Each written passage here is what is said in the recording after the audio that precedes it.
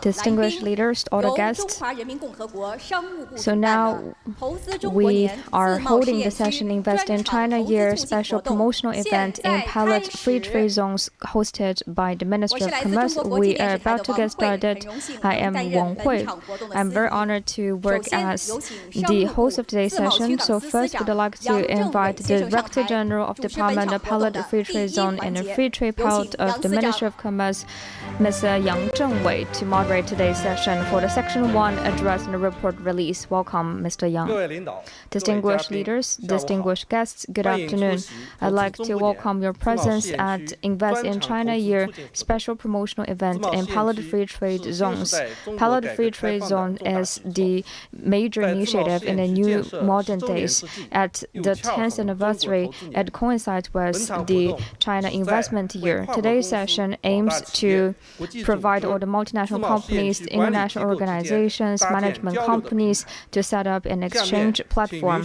Then please allow me to introduce all the main guests participating in today's session.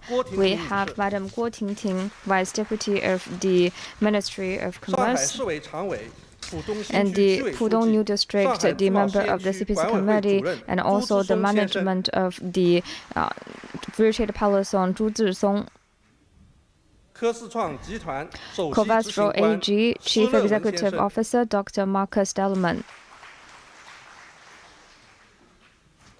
UNCTAD Director of Division on Globalization Development Strategies, Mr. Richard Kozel-Wright.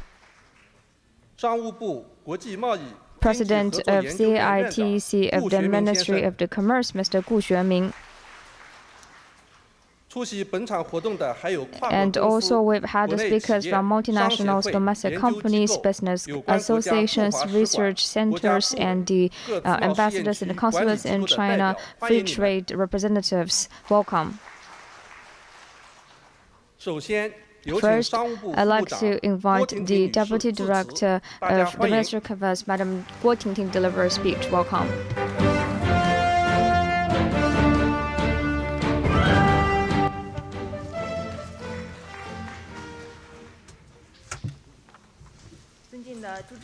Secretary Zhu Zhisong, distinguished guests, ladies and gentlemen, good friends, good afternoon. It gives me great pleasure to meet with you at the 6th CIIE and attend the special investment promotional activities, the Investing in China Year on Pilot Free Trade Zones. On behalf of MOFCOM, I would like to extend a warm welcome to all of you. Building pilot free trade zones is an important strategic measure for China to advance reform and opening up in the new era. This year marks the 10th anniversary of the establishment of the PFTZs. President Xi Jinping personally planned and promoted the PFTZ development, starting from the one in Shanghai. A new pattern of high-level reform and opening up has been created, covering China's east and west, north and south, from inland to coastal and border regions.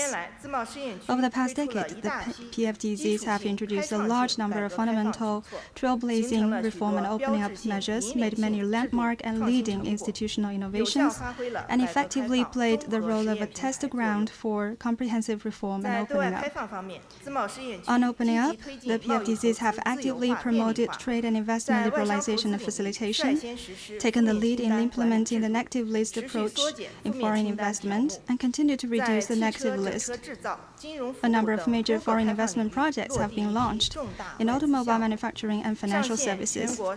China's first international trade single window was launched. Free trade account has become operational in line with international high standards. On ease of doing business, the PFTZs actively create a market-oriented, law-based, and internationalized first-class business environment, take the lead in implementing the reform of separating operating permits from business licenses, promote the transformation of government functions, and constantly improve service efficiency, explore areas such as intellectual property protection, talent introduction, credit system construction, and commercial mediation and arbitration.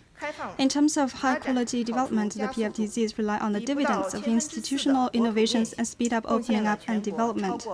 With less than 4,000 of China's land area, PFDCs contributed 18.4% of country's FDI inflow and 18.6% of its total imports and exports in the first half of this year.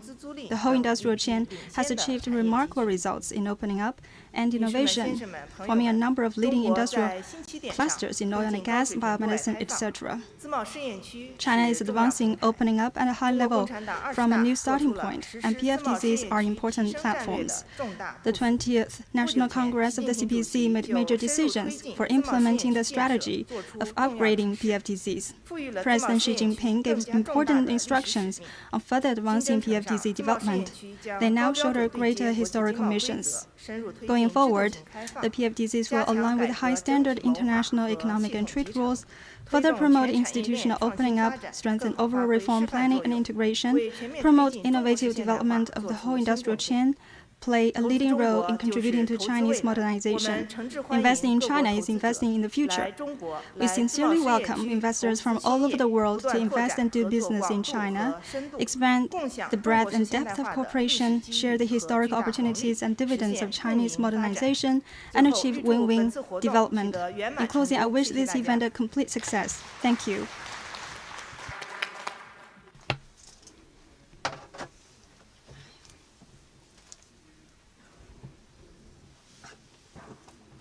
Thank you, Ms. Guo, for your wonderful speech. Next, let's have the Secretary of CPC Pudong New Area Community, Director of China Pilot Free Trade Zone Administration, Zhu Zhisong, to give the remarks. Welcome.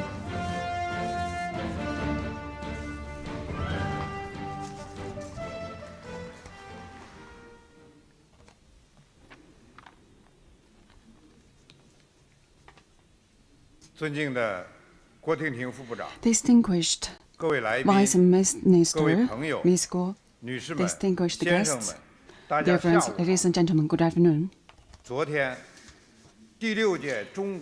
Yesterday, the sixth CIIE grandly opened, and President Xi gave important letter to the sixth CIIE, re-emphasized the importance of being opening up,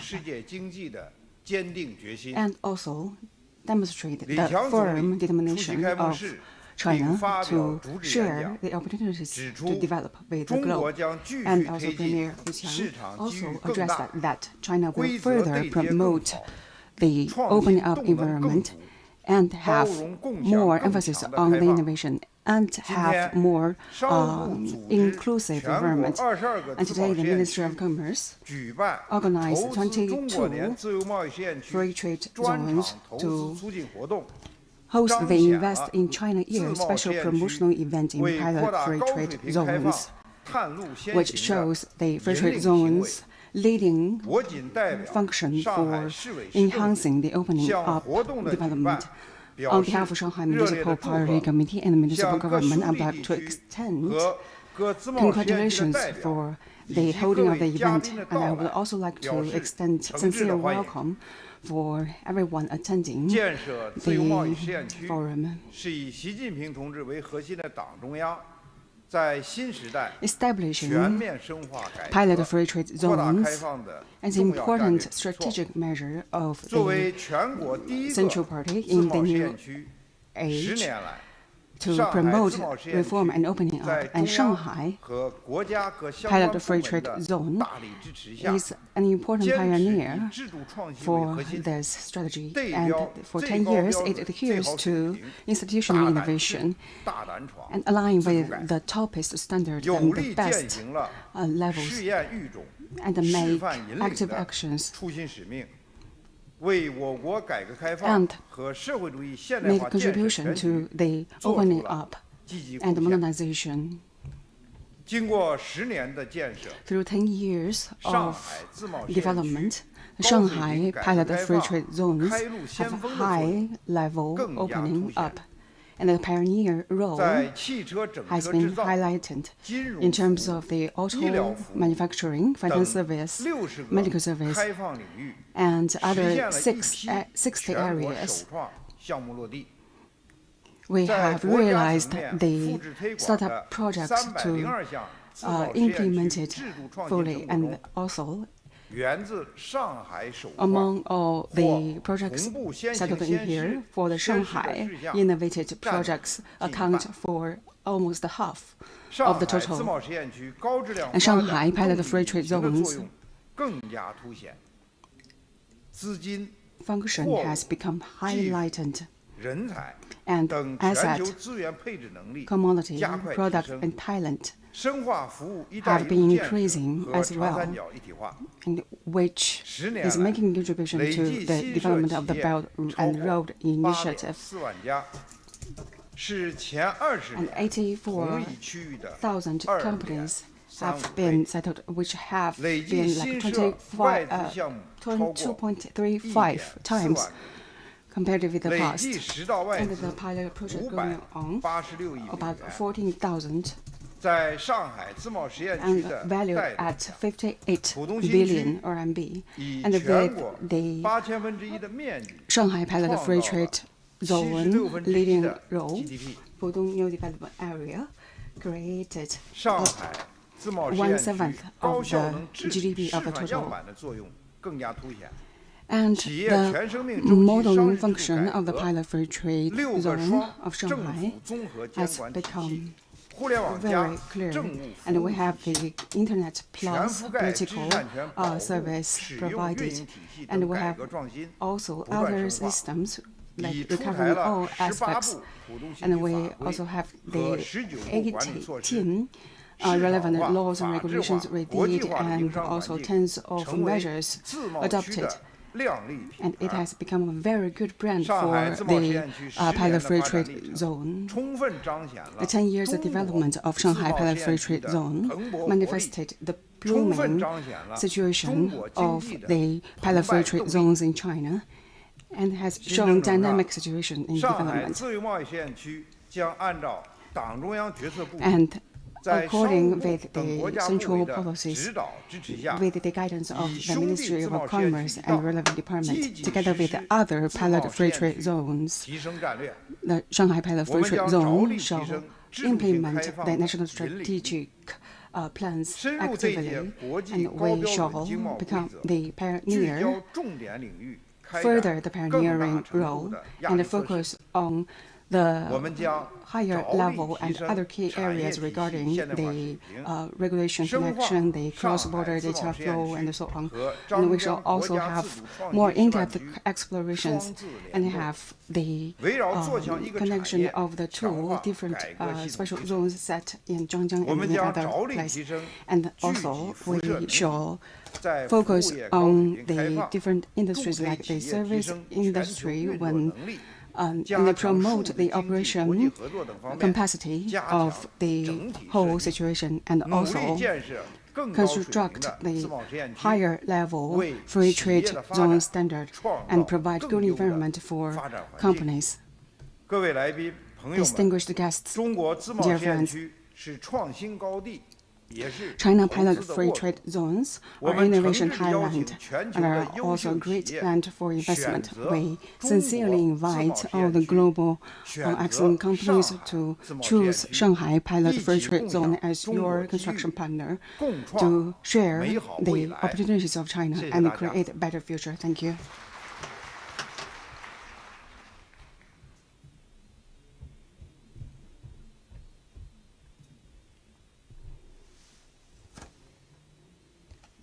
Thank you, Mr. Zhu, for your wonderful remarks. Next, let's give the floor to Marcus Thielman, Chief Executive Officer of Covestro AG. Welcome.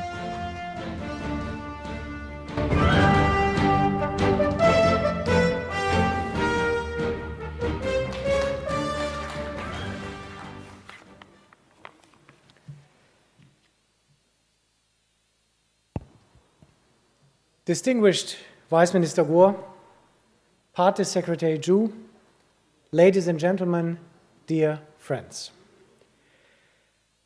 I extend my heartfelt gratitude for the opportunity to address you at the Pilot Free Trade Zone Forum, as this year marks the remarkable 10th anniversary of China Shanghai Pilot Free Trade Zone. Covestro, headquartered in Leverkusen, Germany, proudly stands as a global leader in high-quality polymer materials. However, our vision extends beyond mere materials, products, and solutions.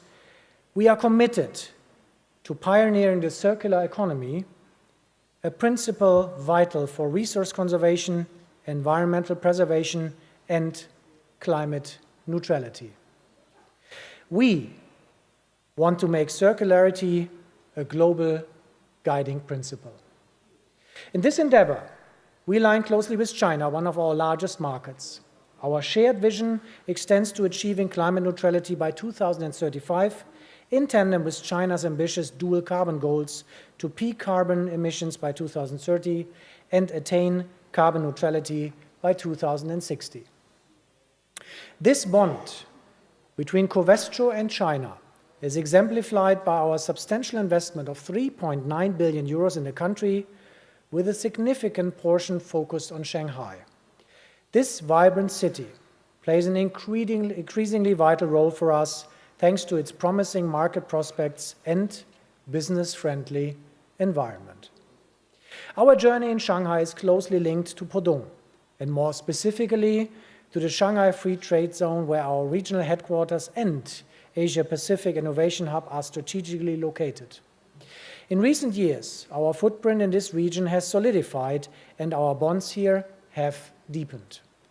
For instance, we've elevated our regional headquarters to encompass key functions including management, innovation, operations and investment, earning recognition as the first global business unit headquarters of a multinational company by the Shanghai government. Meanwhile, our participation in the Group Open Innovation (GOI) initiative of Pudong aligns perfectly with our own innovation strategy. Under the GOI, the government plays a role in integrating services, coordinating resources, and helping transform innovation results to ensure win-win results. During this year's China International Import Expo, we will unveil new partnerships with Pudong-based real estate developers and value chain collaborators, aiming to jointly develop and promote the widespread adoption of green building solutions, a pivotal sector in expediting climate goals. Again, such partnerships won't be possible without the strong support from the Pudong authorities. Pudong has been at the forefront of China's reform and opening up for over 3 decades. And the 10th anniversary of the Shanghai Free Trade Zone is a pivotal milestone in this journey. We are appreciative of the support and policy innovations within the Free Trade Zone that have empowered Covestro's growth here. In particular, we have benefited from policies supporting talent attraction and retention, including Hongqiao, housing, and education. These policies are pivotal for our regional headquarters and for our innovation center.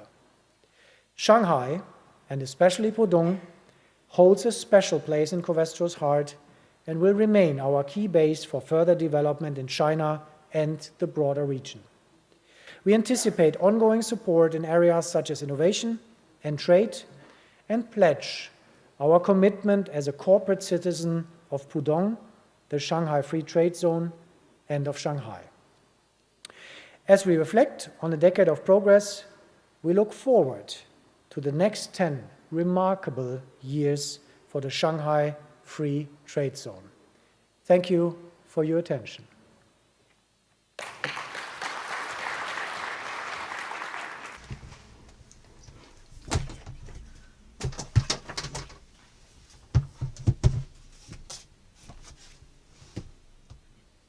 Thank you, Mr. Marcus, for sharing. The construction of China's pilot free trade zones are concerned by the global institutions and organizations. And the UNCTAD has finished the research report on China's pilot free trade zones. And now I will give the floor to Richard Crozo-White, Director of the Division on Globalization and Development Strategies of UNCTAD, to give us the report. Welcome.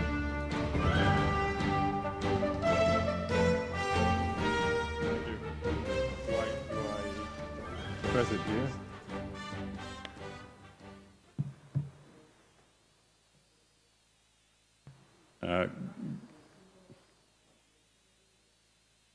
Good afternoon. I've got to work out my technology first. Good afternoon to representatives from MOFCOM and from Pudong authorities, distinguished guests.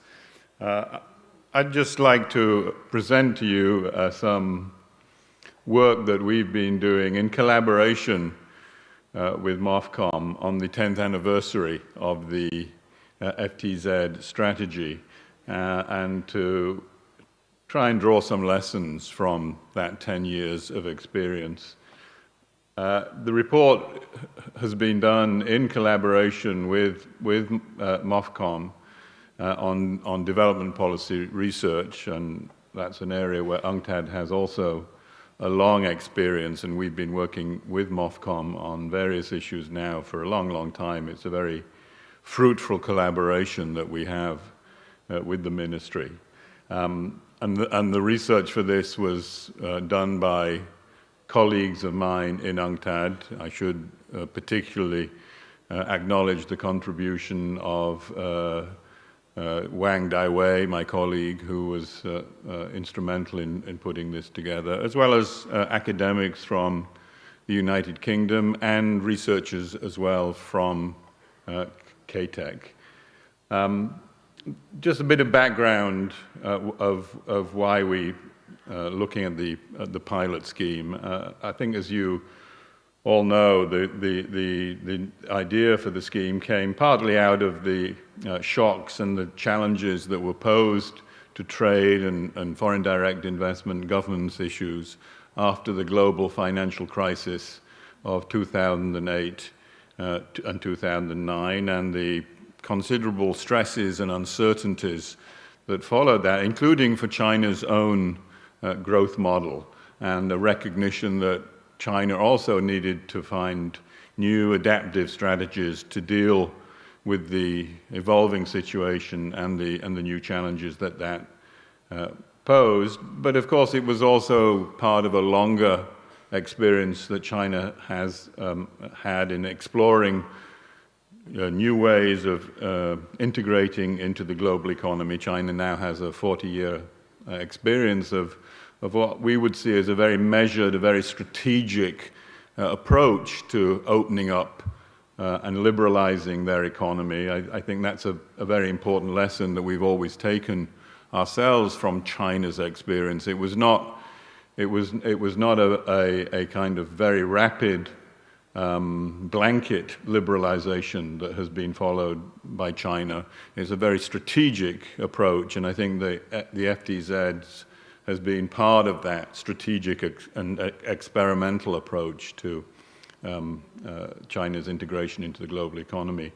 And that has a number of features that we've discussed in the research involving the importance of institutional innovation, the need to improve government services to match the demands and the changing demands of the international economy, standard setting, data collection, etc., which are a very important part of that experience.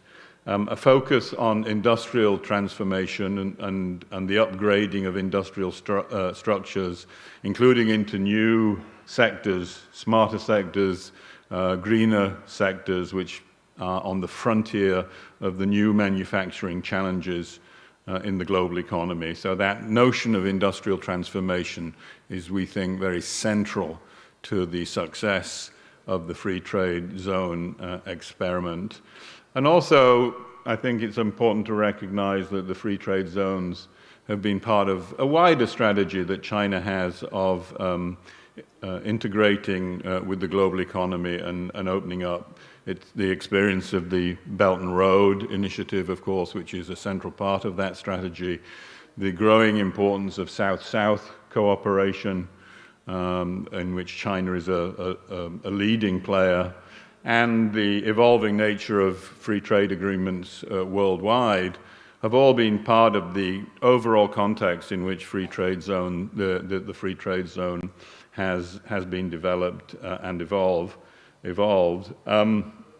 well as the regional specificities of China. There are 21 free trade zones, of which there are common features, but also particular differences that are tailored to local specificities, and the report that we've produced tries to take a look at those specificities as well. In terms of the operation of the free trade zone, we identify over 3,000 policy measures that have been experimented with in the context of the free trade zone, a number of which have been then taken from the free trade zone to the national level as part of China's broader catching up strategy. And as I said, within that context, the importance of industrial transformation in line with planning priorities, in line with the needs of the enabling environment in terms of financial needs and technological needs, skill development, research and development, are identified within the research that we have done. And we do see that the FTZs has played a central role in sustaining the rapid growth of foreign direct investment inflows in both goods and services, and has contributed significantly when we look at the role of FTZs in the wider China context, significantly to the attraction of foreign direct investment and to the enhancement of China's position as a leading trading nation in the global economy. And as I said, we also look, because it's a very important aspect for an organization like UNCTAD, the role of the FTZs in enhancing South-South cooperation. And South-South trade and foreign direct investment flows have been a growing part of the global economy. Indeed, South-South trade and FDI flows have, in many respects, grown more quickly than the average for the global economy over the course of the last decade or two. So it's a growing part of the workings of the international economy and the governance challenges that poses for any country.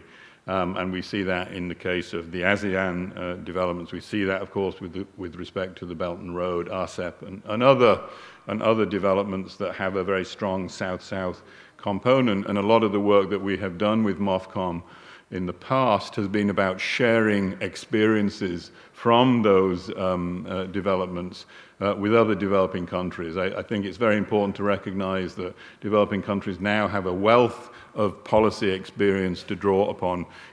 Developing countries don't have to listen to the World Bank or the OECD or other Western institutions for understanding the policy challenges they face. They can turn to and talk with and engage with other developing countries. And that's, I think, a very important lesson from the FTZ experience.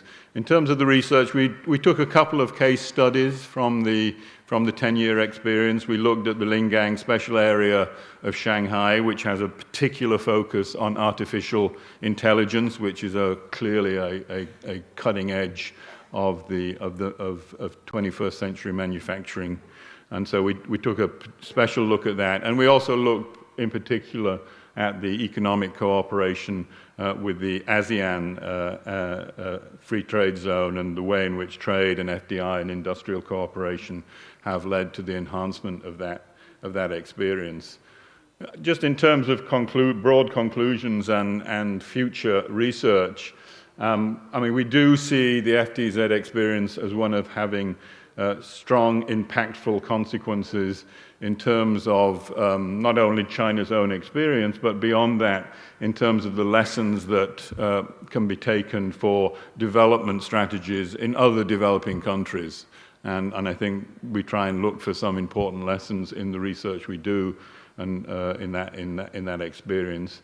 And also just to see how the FTZ experience has differed from earlier experiences with free trade zones, special economic zones and industrial hubs and parks, which have also been tried in other parts of the developing world, not always very successfully, it has to be said. I mean, there are lessons to be drawn from failures as well as success stories, and I think it's very important to see how the Shanghai FTZ also stacks up against some of these early experiences, and that's what we've tried a little bit to do in the report. And it's a gateway in some sense, I think. It's not the end of the work that we hope to do with MOFCOM. It's very much a gateway into further research, trying to develop some of the ideas that we presented in this report, extending the data analysis that we've done, adding to the detailed case studies that we present in this research, and looking in more detail at specific zone experiences. So it's not the end of the research, it's very much the beginning of the process. And as many things from the United Nations, it's a public good. You can download this research for free on the UNCTAD website. For those that are interested, we would encourage you to take a look and examine the work that we've done in greater detail, and when you have the time to do that. So thank you very much.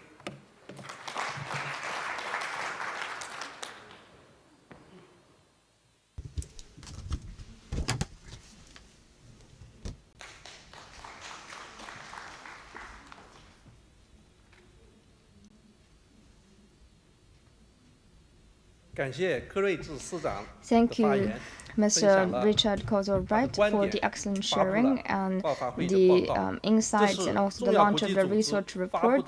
This is the first report on China's pilot free trade zone by the international organization. I would also like to thank UNCTAD. Then I would like to invite President of the CITEC, the Minister of Commerce, Gu Xuefeng, to launch a report on development of China's pilot free trade zones. Welcome.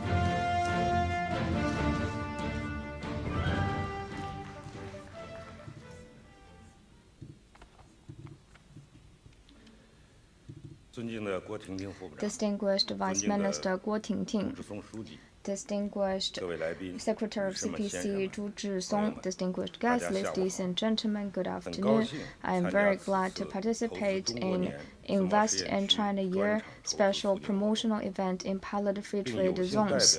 And I am very honored to represent the Ministry of Commerce's Research Center to launch this report on development of China's pilot free trade zones 2013 to 2023. When we look back to 2013, the President Xi Jinping proposed the concept to build a free trade pilot zone. It feels right in front of us, and with a blink of eye, 10 years has passed, and with 10 years of exploration, we can better know the results and share all the ideas.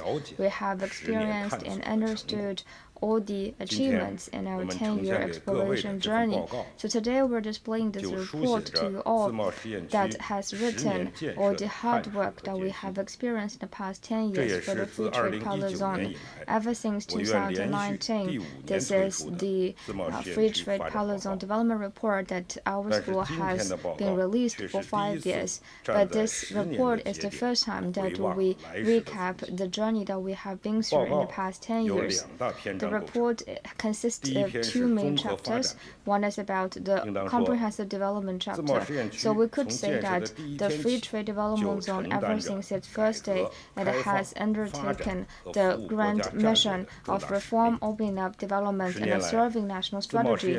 Over the past 10 years, the Free Trade Pilot Zone has borne in mind President Xi Jinping's concern. They'd like to make a bold exploration and take the initiative in implementing the negative-based list management mode to allow the foreign investors access. We will also set the trade management mode with international trade as the core. We'll also set up a series of government management reform to focus on the license and other development. We'll also explore a batch of innovative initiatives for free trade accounts, and we have also launched the management mode of cross-border service trade negative list.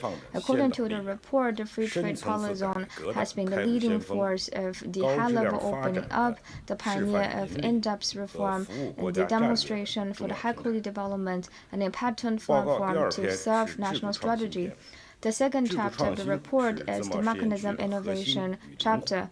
The core of it is the free trade zone. With free trade innovation, we can have the exploration. With innovation, we can have the mechanism dividend. With mechanism innovation, we don't need the low base of the policies. We need to base on this industrial park. That is the concepts that we're all familiar with.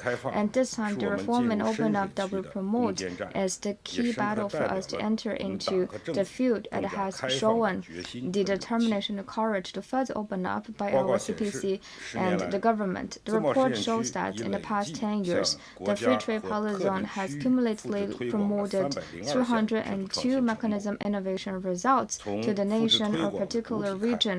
Based on the subject of the promotion, these results include 7 batches of 167 reform pilot experience approved by the State Council, and the plenary conference officers have printed 4 batches of 61 best case studies, and also 74 reform experience published and promoted by the member states in plenary conference.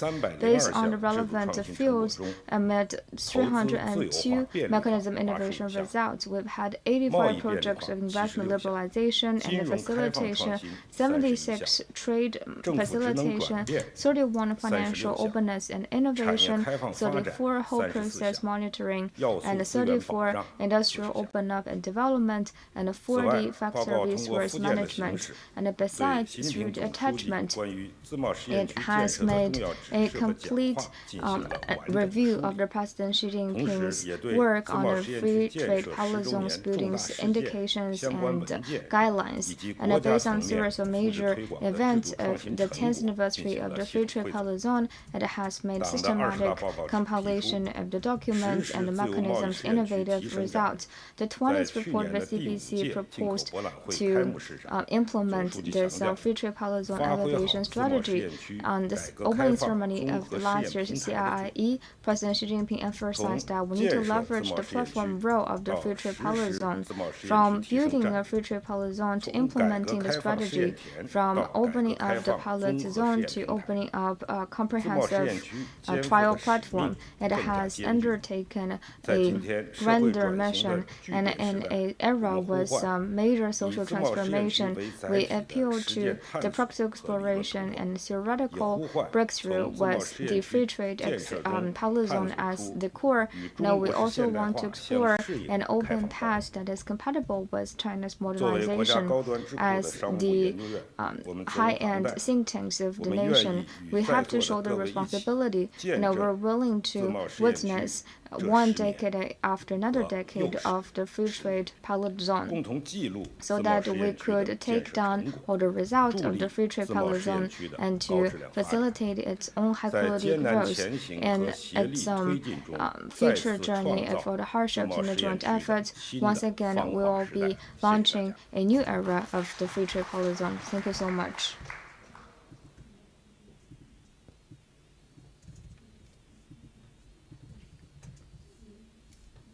感谢顾旭明院长发布的报告。Mr. Gu Xuanming for helping us launch the report. So here conclude the first session of today's event. 感谢杨司长。 Thank you so much, Yang. As our moderator, I'd like to thank all the remarkable remarks by all the guests.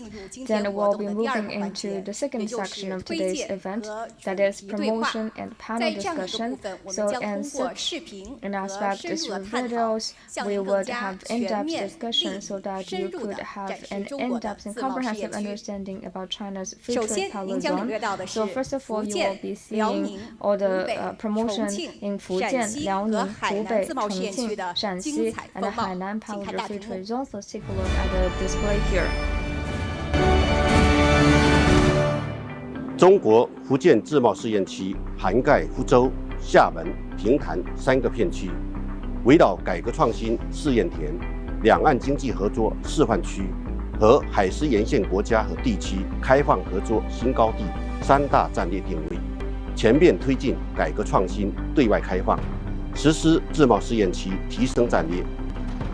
8年多来，福建自贸试验区在全面深化改革上创新先行，累计推出创新举措622项，其中全国首创275项，对台120项，35项创新成果在全国复制推广，7项试点经验列入最佳实践案例。 在服务重大国家战略上探索先行，50多个领域率先对台开放，落地台商独资油脂加工企业、两岸合资全牌照证券公司等近30个台资首创项目，深度融入“一带一路”、中欧班列、丝路海运、丝路投资成为开放合作标志性工程，在推动高质量发展上引领先行。 建成全国最重要的一站式航空维修基地，第2大进口酒口岸，物联网、离岸贸易、文化出口等新业态蓬勃发展，在打造国际一流营商环境上示范先行，首创1照1码商事登记制度和工程建设5个1审批制度改革，推进数字自贸区建设。 创建海思中央法务区自贸先行区，全力打造服务型政府。在新征程上，福建自贸试验区将加快实施对接国际高标准推进制度型开放试点，引领建设两岸融合发展示范区，为奋力谱写中国式现代化福建新篇章贡献自贸力量。 尊敬的各位嘉宾、女士们、先生们、朋友们，大家好！非常高兴参加投资中国年自贸试验区专场投资推介活动。在此，我仅代表辽宁省商务厅、省自贸办介绍辽宁自贸试验区的发展情况。辽宁自贸试验区于2017年4月1日正式挂牌运行，实施范围120平方公里，涵盖了沈阳、大连、营口3个片区。 重点是打造提升东北老工业基地发展整体竞争力和对外开放水平的新引擎。经过6年的改革探索，179项改革创新经验在全省复制推广，15项经验在全国复制推广。沈阳片区与宗保区桃仙园区、沈阳空港经济区3区合一，着力构建临空产业体系，全面构建空陆海网对外开放大通道。 开通了8条国际全货机航线，宝马的全货机航线保障了零部件全球供应链的安全。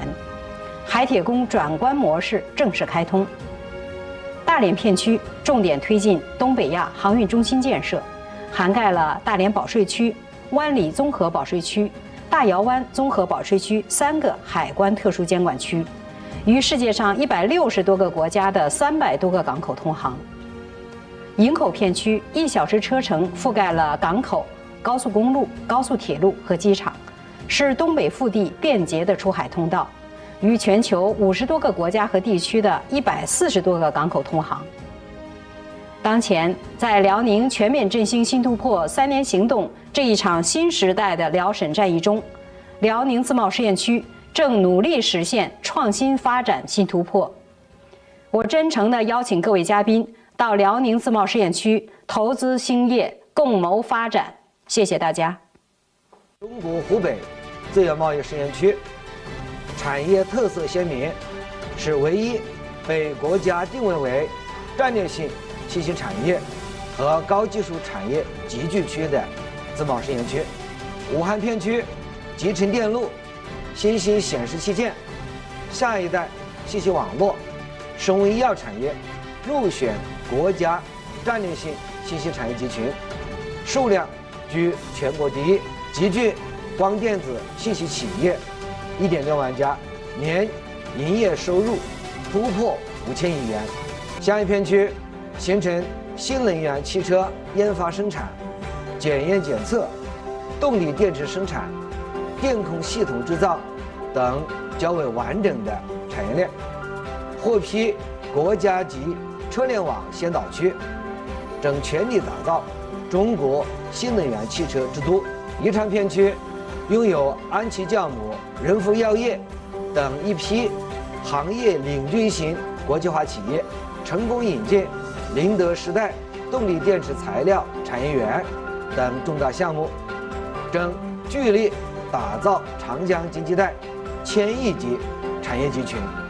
下一步，湖北自贸试验区将抢抓亚洲首个、全球第4个专业货运机场——鄂州花卉机场投入运营的新机遇，联动武汉新港、汉新欧班列，做强铁水公空多式领域，高水平推动制度创新，为产业发展营造市场化、法治化、国际化营商环境，着力打造中国内陆开放新沿海。诚邀各界朋友、国内外工商界人士到湖北自贸试验区考察访问、投资兴业。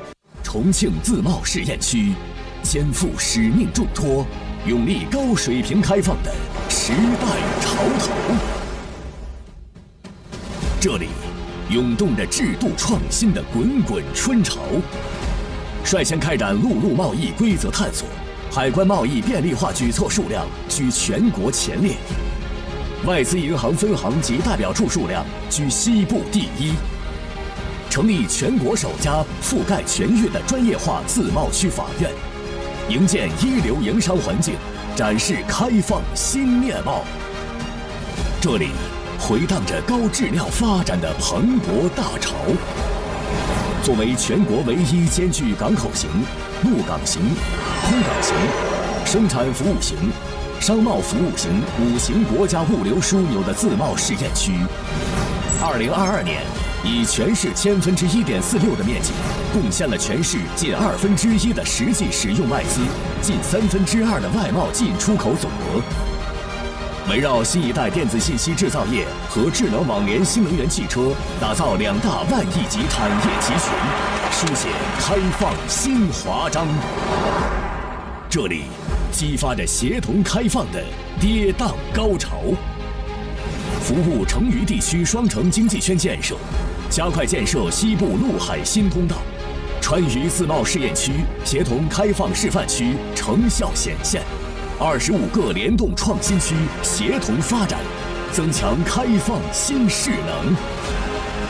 中国面向世界的开放之路正越走越宽。面对开放大势，重庆将深入实施自贸试验区提升战略，抢抓新一轮高水平开放发展的重大机遇，在波澜壮阔的开放之路上披荆斩棘，破浪前行。我们诚挚欢迎各界朋友奔向这一方充满生机和活力的投资新业沃土。2017年4月，陕西自贸试验区揭牌运行以来，深入贯彻习近平总书记关于自贸试验区建设的重要指示和历次来陕考察重要讲话精神，以高水平开放为引领，以制度创新为核心，36项改革创新成果在全国复制推广，改革开放综合试验平台作用日益彰显。陕西着力扩大对内对外开放，加快畅通贸易物流通道，高质量建设中欧班列西安集结中心和国际航空枢纽。第5航权、保税航油、全国首个陆路起运港退税等利好政策加速落地，内陆开放引擎强劲有力。陕西持续深化改革创新，着力打造市场化、法治化、国际化营商环境，加快推进“一带一路”国际商事法律服务示范区建设，新增企业11.47万家，是设立前的4.4倍。电子信息、汽车制造、航空航天等优势产业实力雄厚，人工智能、新材料、无人机等战略新兴产业加快崛起。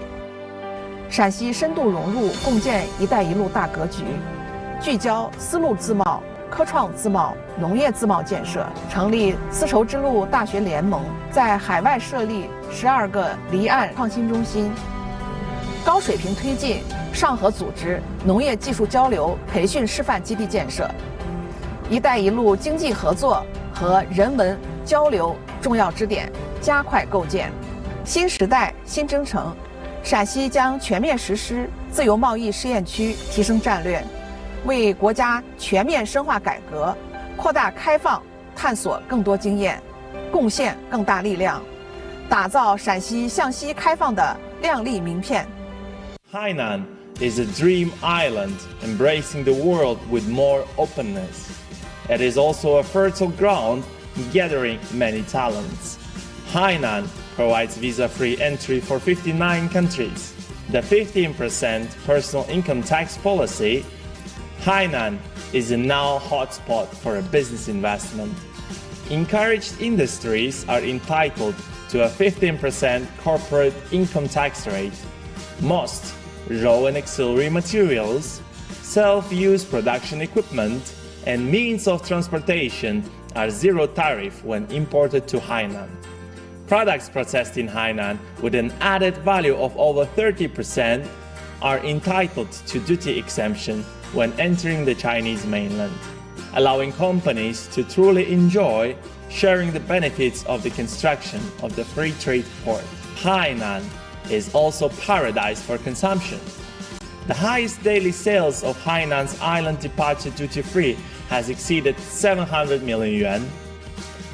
Buy globally, sell globally. The China International Consumer Products Expo has become a significant platform for brands worldwide to showcase and trade their consumer products. The Boao Lecheng pilot zone of international medical tourism allows the latest licensed drugs and devices around the world to be tried first for Chinese citizens without going abroad. The Lingshui Li'an International Education Innovation Pilot Zone has already introduced 22 well-known domestic and foreign universities where studying in Hainan can be equivalent to studying abroad.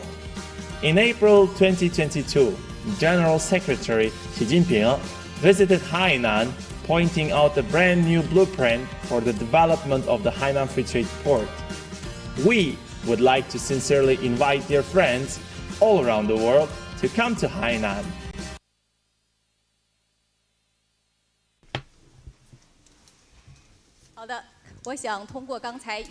Okay, through the promotion videos just now, we have about the charm of each free trade zone and also their fruitful achievements.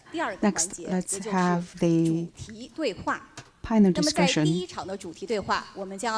In our first panel discussion, we will discuss about how the free trade zones promote the development of featured industries. It will be moderated by Cui Weijie, Vice President of CATEC of the Ministry of Commerce. Panelists include Tang Dajun, Deputy Director General of China, Parallel Free Trade Zone Affairs Office, General Manager of Yantai Jinhai Ocean Fishery, Guo Fuyuan, Secretary of the CPC Working Committee of Changsha Area, China Hunan Pilot Free Trade Zone, Qiu Xixing, Deputy Director General of Tianjin Dongjiang Comprehensive Funded Zone Administration Lieutenant, and Deputy Secretary General of Zhoushan Municipal People's Government, Yu Wanjun. Welcome.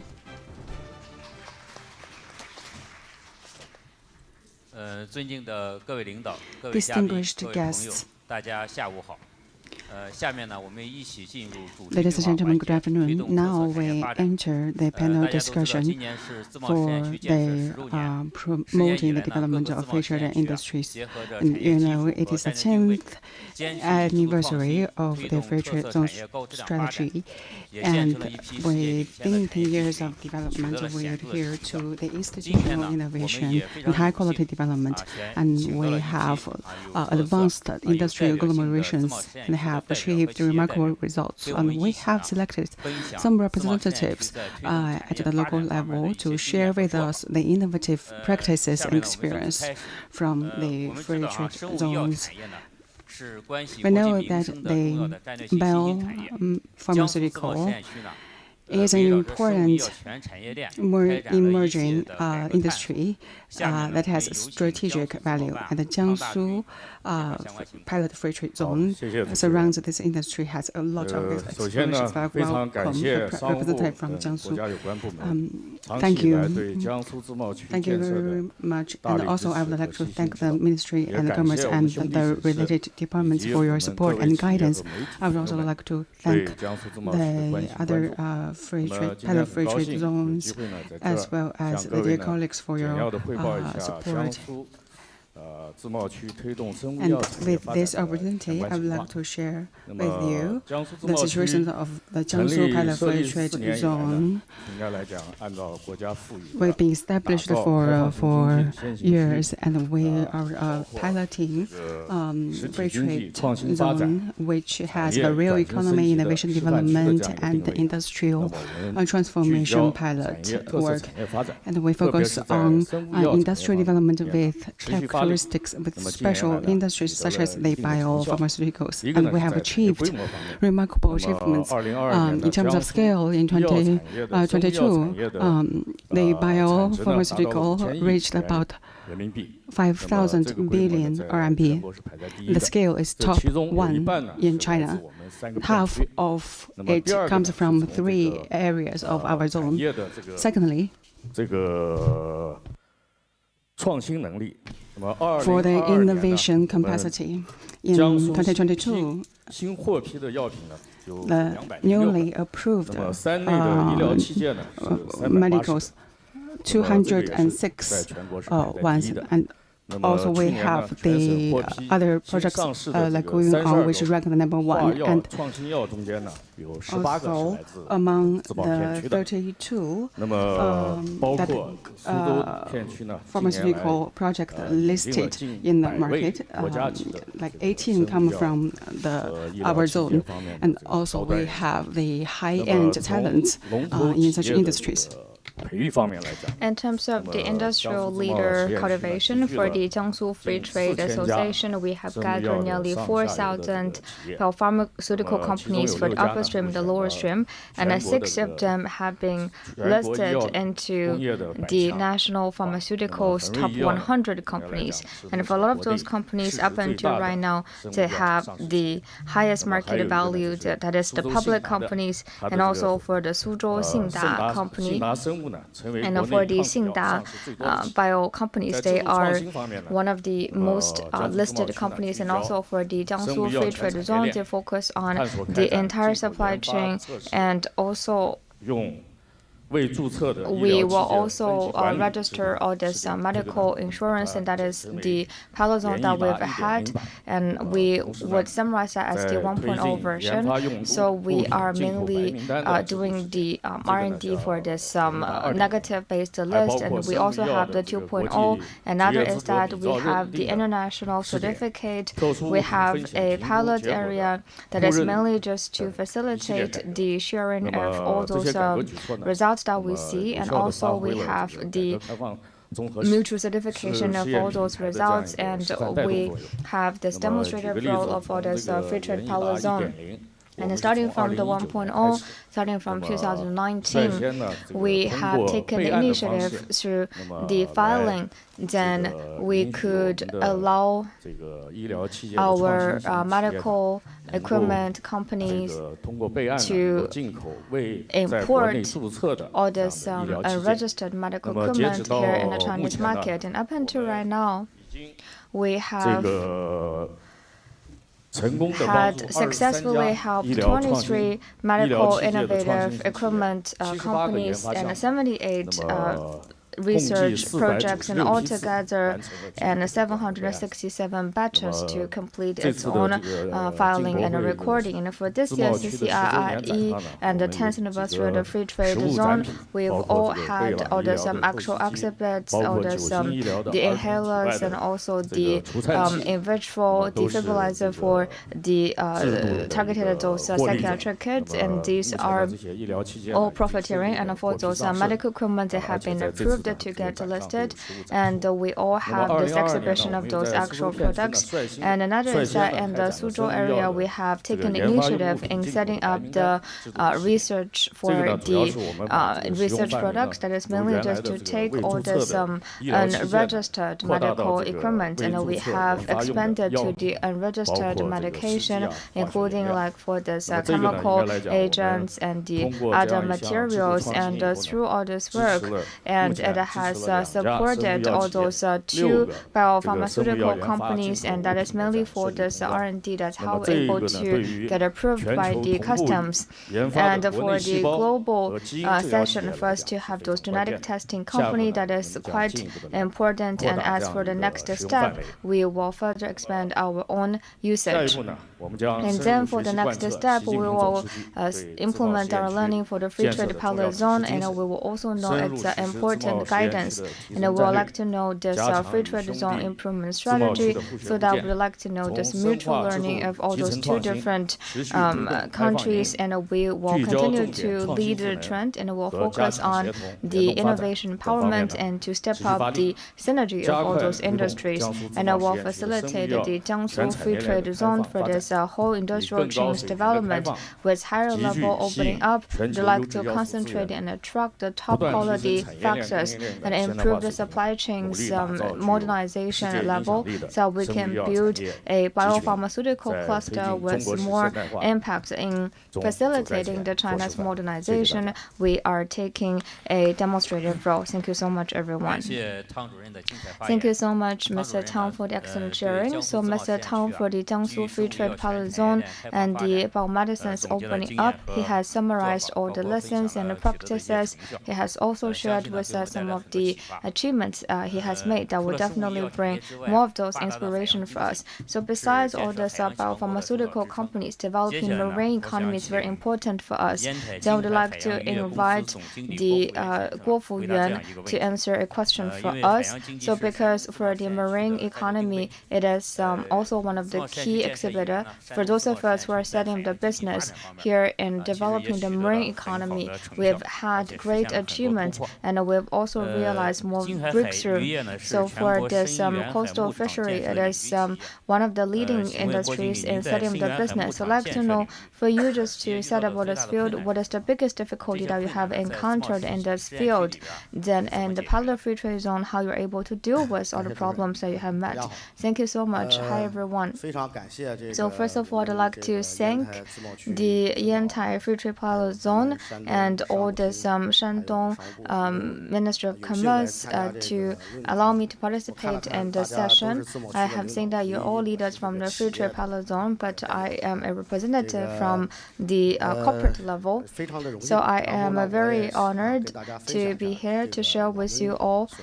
So for this deep sea marine cultivation, what kind of occupation that is. So for all the deep sea cultivation, this is something new all across the globe. It's different from the traditional cultivation because we see in the coastal area, we've seen lots of this cultivation practice that will mainly be in the inner bay. We've had this panel where we use the plastic that's mainly for the cultivation, and for that it is 70 kilometers from the major bay area, and the sea conditions are not as good. And for those of us to cultivate the diverse fish.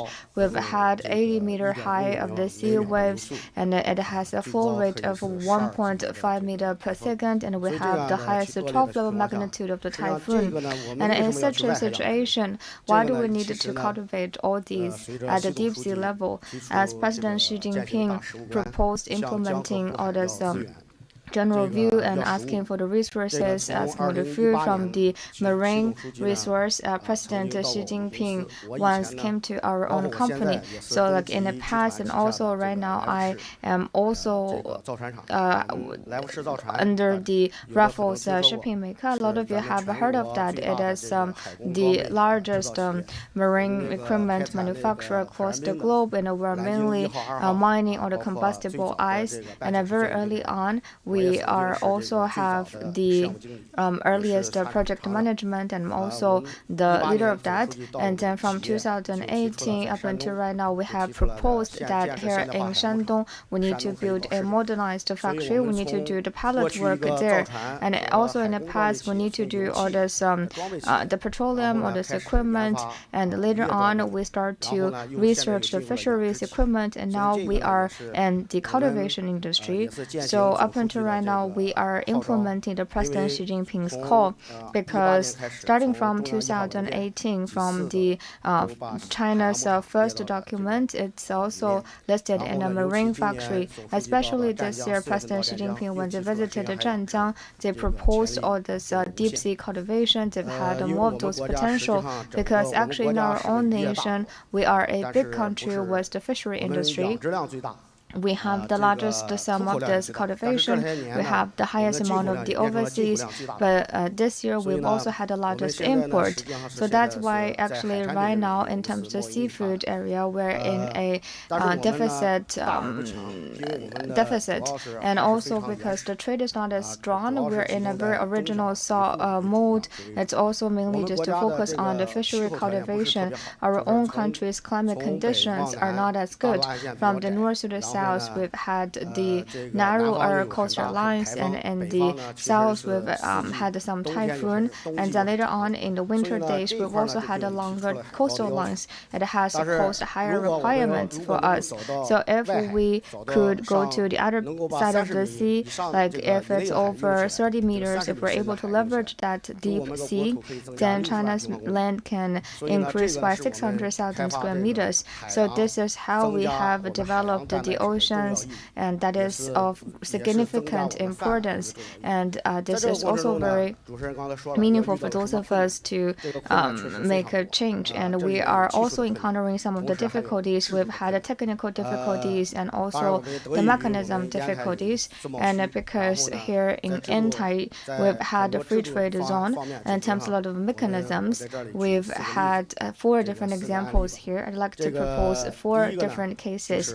So the first one is for our own equipment. We are in need of more of those licenses, because that is not needed in the past here in China. And for all those of us in this fishery, we don't need to have all the certification.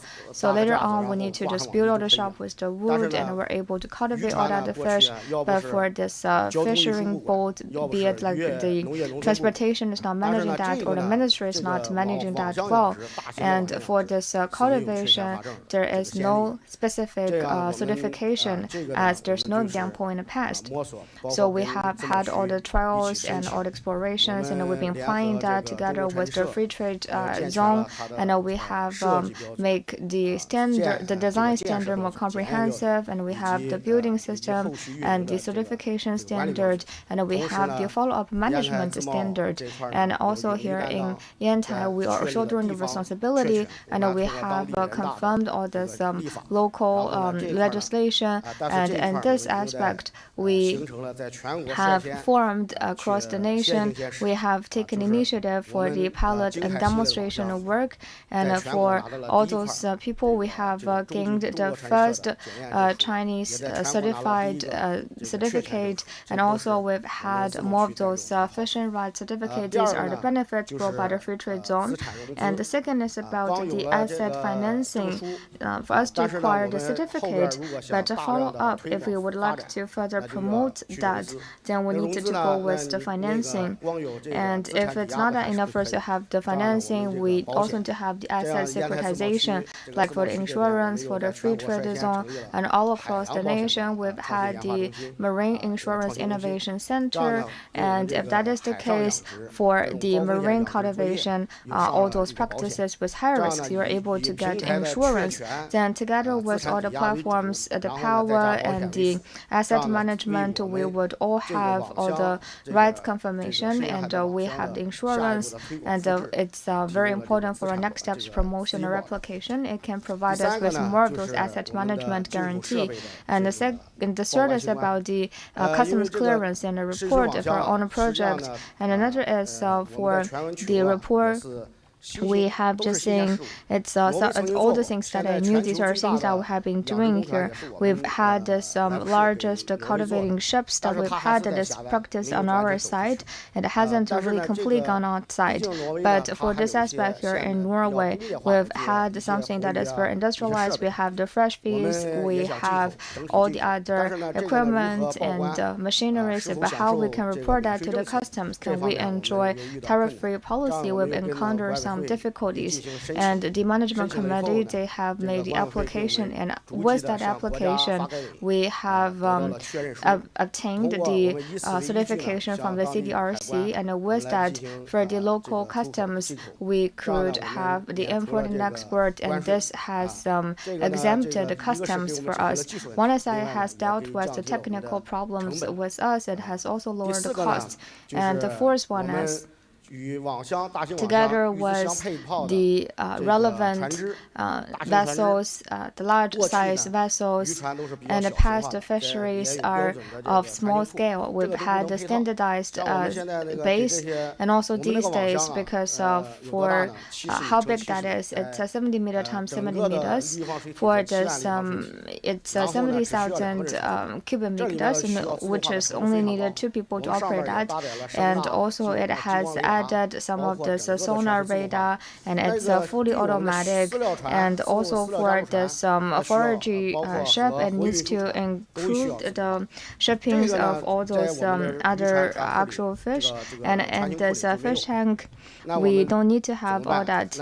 So how is that possible? With the free trade pilot zone, we're able to secure the applications, and all across the globe we could get the only cultivation and transportation vessel for the pallet work. And as for this, because in the past and all this fishing boat below, that's for the cultivation or for the fish capture or for the fishing, we don't have a boat that is positioned as transportation and logistics.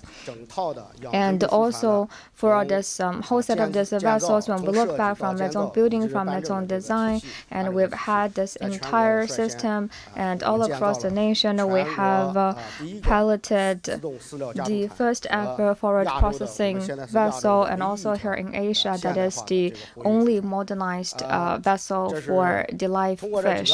And through all the different cases, I'd like to share with you, through the free trade pilot zone, we need to have the trial exploration, and that has brought some concrete benefits to us. And also, you see, for these kind of people, we have invested, for these kind of projects, we have invested in 8 of that, and we'll continue our investment. And also, ever since April, the President Xi Jinping across the nation, all the coastal provinces, they have sped up the building of all these vessels. And for all this equipment, they have had more of those investment in input. And based on what I understand, we've had over 50 vessels of those. So for the Shandong province free trade policies, it has had provided more of those support for the following up design, construction, and also some other authorization of the rights. It has provided a reference plan. And for this is a new pattern of development. And it is a new organizing way, but I believe that with the spirit of the bilateral zone, we can overcome difficulties and explore the ways of development. Thank you. Thank you, Mr. Guo, for sharing, and based on your real experience, the institutional innovation can bring a lot of advantages which can be reflected in a lot of industries. So now let's shift our attention to the manufacturing side. You know, the Hunan Changsha is the engineer and manufacturing base. And now let's have Qiu Qixing, Secretary of the CPC Working Committee of Changsha Area, China Hunan Pilot Free Trade Zone, to talk about the institutional innovation. Thank you, Mr. Cui. I would also like to thank the Ministry of Commerce for your support for Changsha, Hunan province. Changsha and Hunan is the hometown of Chairman Mao, and Changsha is a very popular city now, a trendy city now, and also we have the culture in terms of the tourism, and also it's hardcore versus like soft services and so on. And the turnover reached about 200 billion, and we rank number 1 for like 13 years straight, and together with the Tokyo and also one like American city, we are forming a very advanced development pattern. Like we have achieved remarkable results, and listed by MIIT, we are among those the first batches that are building the world-class industrial agglomeration. And we're talking about the 3 aspects. The first is about the manufacturing and production side through institutional renovation. The efficiency has greatly raised. We are doing the smart mining through supporting the micro and medium companies to help them to go to the market. We are now developing very well, and we are at the 3rd development stage actually, and the institutions and rules and so on are becoming more transparent. So the atmosphere is very helpful and favorable for companies to develop. And together with the government and also with the third-party providers, service providers, and so on, the micro and medium companies can get involved in the intelligent manufacturing and the production. That is very important. Secondly, is the upgrading of content. So it's not just at the manufacturing and the production side. For the whole chain, including the suppliers, the warehouse, sales, and after-sales management, and so on, we have the remote intelligent control, which increase about the efficiency of the manufacturers. Within less than 10 years, we developed from 80 billion to 200 billion. And that is great results. Another thing, institutional innovation can protect technological innovation. So starting from the R&D, people are, and the government are paying attention to R&D. But before technology gets approved, some of the technology are like companies' own secrets. And sometimes before they get approved, they were infringed. There were infringements like behaviors and so on. We have the multi-center authorization processes and the relevant supporting services. Every month for technologies to be approved, there is the digital ID for that and that digital ID can lead to the code of the companies and that can protect the technologies of the companies. Now we have over 300 companies storing over 200 pieces of documents. And these greatly protect their outcomes before they apply for patent. Another thing,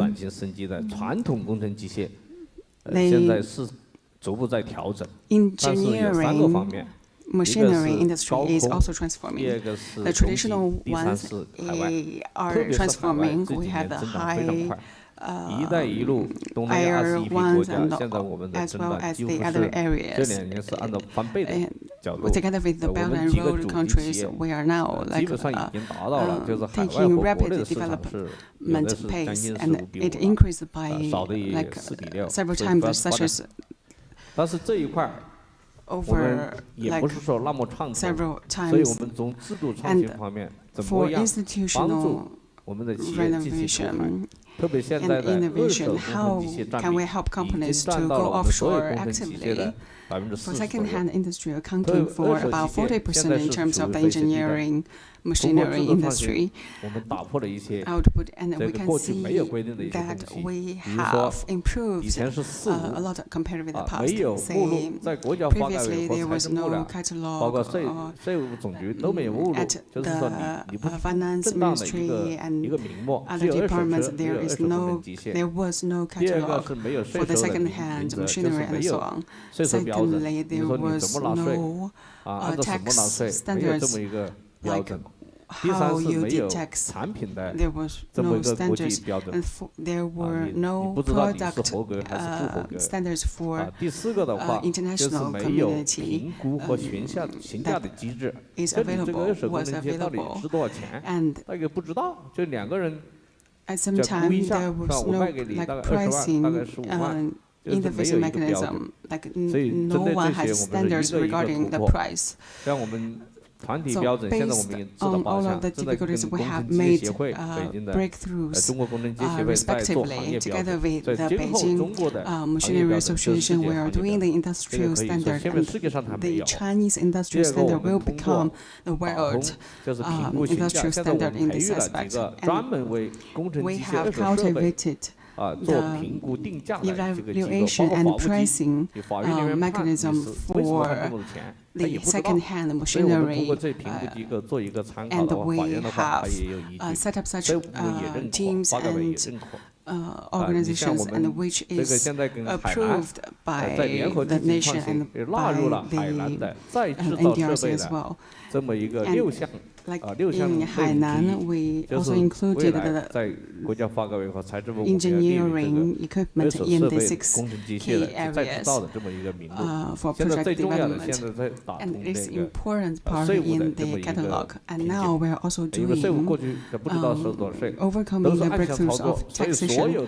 Previously, it was just under the radar or something, like there was no clear standard, and there was tax avoidance and so on. But now it is transparent, and we have the evaluation and auditing process, and referring to the second-hand auto products. Last year, we made the breakthroughs, and now it reached about 20 countries, and we are aiming at doing the value at about 5 billion. And the machinery industrial chain has been connected along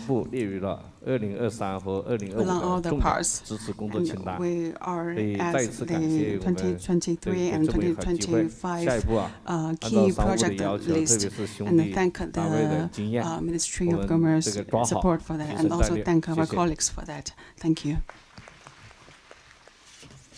Thank you, Mr. Chiu, for your wonderful sharing. Just now, Secretary Chiu talked about the manufacturing side, the R&D side, and the offshore side, and so on, about the high-quality development of the engineer and machinery industry, and which can be quite enlightening experience. It promotes the development of the manufacturing industry, and also it makes the service industry more dynamic. You know that Tianjin, they have the very special financing and the leasing model, and it is now doing pioneering work. And it has become the number 2 agglomeration in this aspect. Next, I would like to have Li Gongliang, Deputy Director General of Tianjin Dongjiang Comprehensive Bonded Zone Administration. I would like you to share with us the experience of Tianjin on that. Thank you. Thank you. Recently, the Tianjin Free Trade Zone has exerted its advantages in pioneering in terms of such related industries, and also the Dongjiang Comprehensive Bonded Zone has also played a leading role in this. In 2015, the Dongjiang had initiated over 40 kinds of business partners, which have become the number 2 agglomeration for airplanes. And now we have over 2,190 planes. And it has become the center which can be quite beneficial. And also with the support of Tianjin, as well as the related monitoring department, we constantly optimize the industrial chain, such as the customs monitoring. And we have the innovations in the systems of customs, and through the cross-area surveillance and so on, and monitoring system, we have the regional resources accumulation rapidly. In terms of the financing monitoring, with the guidance of the city's financial bureau, Dongjiang has set up the management financing bureau and reach the balance of the financing as well as the high-quality development. And in terms of the foreign exchange, we respond to the need for foreign exchange and have the offshore recording and registration, and also we have the advantage of wide list. The asset exceeded about 700 billion, accounting for 80% of the country in some special aspect. And also we have the financing and the leasing court specially set, which improve the efficiency, and we have the online electric signature and multi-source documentation and so on. Last year, Dongjiang Leasing Court accepted over 6,000 cases, which provides great support legal-wise for the high-quality development. Another thing is about the service. The Dongjiang also organized the Leasing and Financing Promotion Bureau, which provides the relevant services to companies and respond immediately for such needs, and have the divided departments functions and connection mechanism. And those are our practices in terms of the financing and leasing in the Tianjin Free Trade Zone, and welcome you all to visit Tianjin Free Trade Zone. Thank you. Thank you, Mr. Li. So about all this financing industry, and has shared with us all the experience in the practice, and has provided us with some of the new thinkings and methodologies. So I would like to share as to focus on the entire supply chain, another successful case. So the next, I would like to invite the Deputy Director General of Zhejiang Free Trade Policy of the Zhoushan Municipal People's Government to share their own experience and practice and what are the achievements and what is the next key step. So, Mr. Yu, the floor is yours. First of all, I'd like to thank the Free Trade Policy Zone's long-term support to Zhoushan's future development, and we have a chance to present our work. Here in 2017 March, the State Council has approved the Free Trade Zone. So at that time, we are in the Zhoushan area. The key zone is to focus on the commodities resource allocation, especially in oil and gas industry. So we could have the mechanism development, and that is the trend. And in 2023, later on we find that we have had the whole supply chain system, and we've had this supportive document. And in the past 6 years, and for this provincial government, and we've had more than 40 orders policies, and we are also seeing we've had 269 mechanism innovation, and among which 32 has been promoted across the nation, and for the oil and gas industry. So today we would like to mainly promote 4 aspects to all. One is that in recent years we have set up a oil and gas major project. We have set up the first development for the oil and gas industry projects, and we've had the 400 billion tons for an annual progress, and we've also 320 billion RMB for this annual revenue, and we have set up a batch of the project for this crude oil and commodity oil, and for the storage, for the brewing, and for the piping of all those main technological infrastructure. And the second is that we have facilitating the market reform of the oil and gas industry, and we have had the crude oil import for its own standard. We're having the pilot work, and for the commodity oil, it's not that management, and we have also had a series of policies support. So up until right now, about all this crude oil and the whole industrial chain, we've had a very good guarantee of all that. And also in terms of the oil and gas, we have put forward a series of mechanism support. And also up until right now, we have confirmed that for the oil and gas industry, cumulatively, we've had 12,700 of that. And in 2023, for an oil and gas trade, we have had 760 billion of that. Another is we have quickly facilitated the crude oils industry's development, and also you can see we have accumulated a set of those data. Before we had all the trade zone in 2023, we are having 1 million tons, so that was in the top area of all this harbor. And in 2022, we have just had the 6.02 million, and another is for the global port, we've had the customs service, so we could have the force of that. And later on, we have accounted for around 30%. So this time we are focusing on the companies, entities, access, and also up until right now, we have the foreign companies, state-owned companies. We've had multiple themes, and this is the approval certificate that we've had, or the series that we've had, that is whole connected to the entire supply chain. And also we have deepened all this work, and we've had all the customs services, and these are all realized in this aspect. Another is that we have realized in the oil and gas energy, we've had the tax incentive, especially we've had integrated development, we've had Shanghai's futures exchange support, and all those years we have launched this capacity development here in Zhoushan. We've had the crude oil price index, so we could say in this market area we're making our China's voice. So that is the case we have seen in the past several years, and in the future about this free trade zones requirements mainly in 3 different aspects.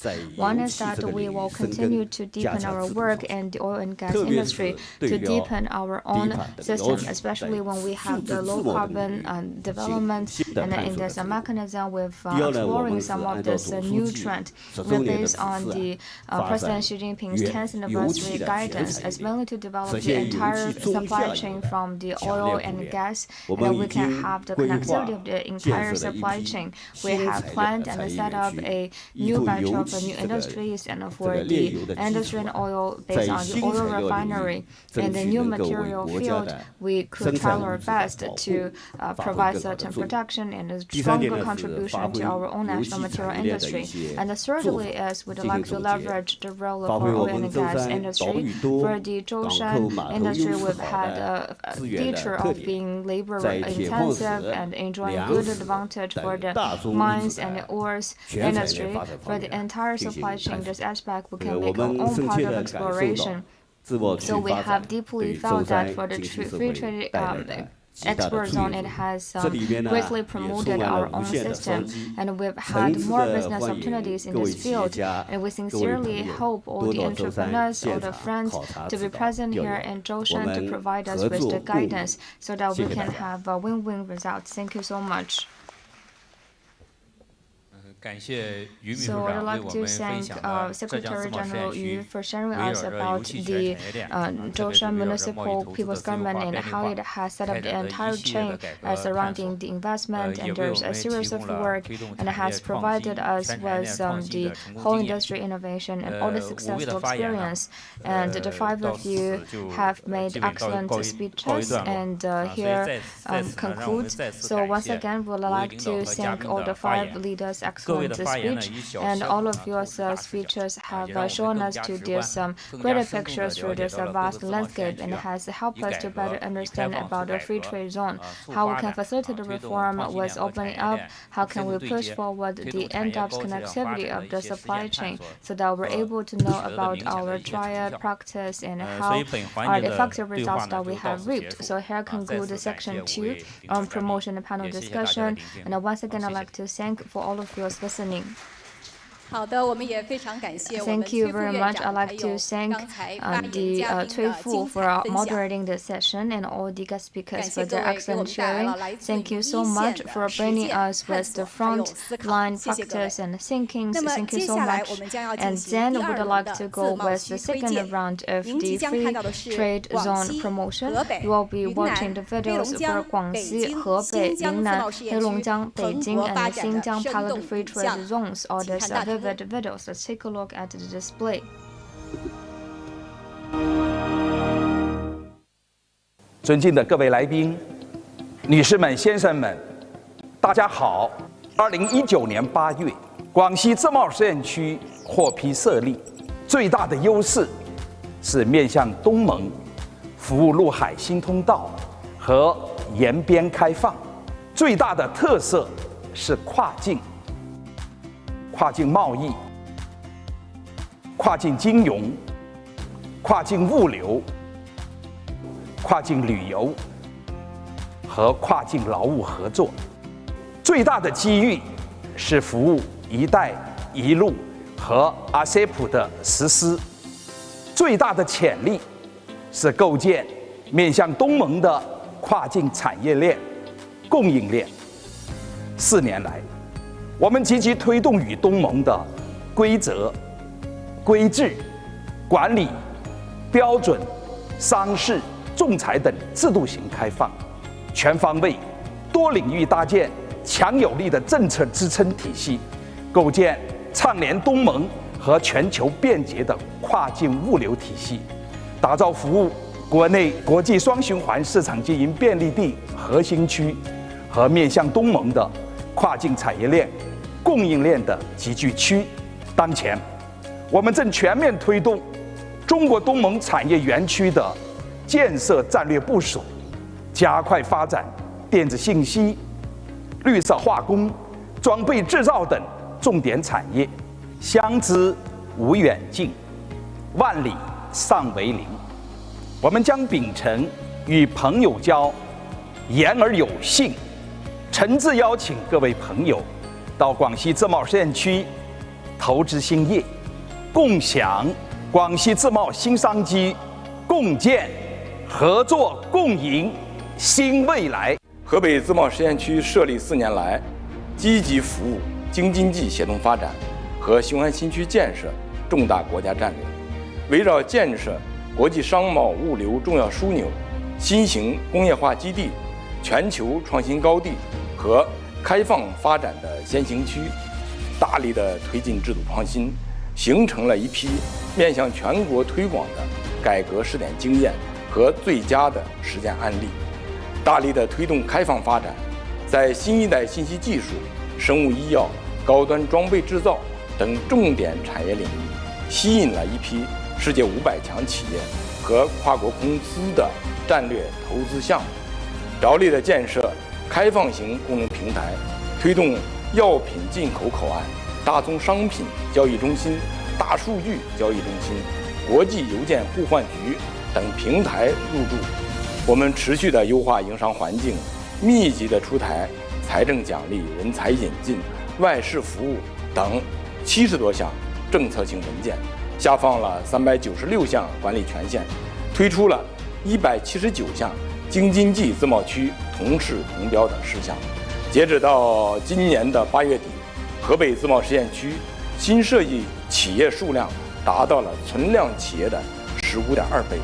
新征程上，我们将深入地贯彻落实习近平总书记的重要指示，加快地实施自贸试验区提升战略，勇做开拓进取、攻坚克难的先锋，为全国自贸试验区建设做出河北的贡献。河北自贸试验区积极地构建国际化、市场化、法治化的营商环境，为海内外客商投资兴业提供了广阔的舞台。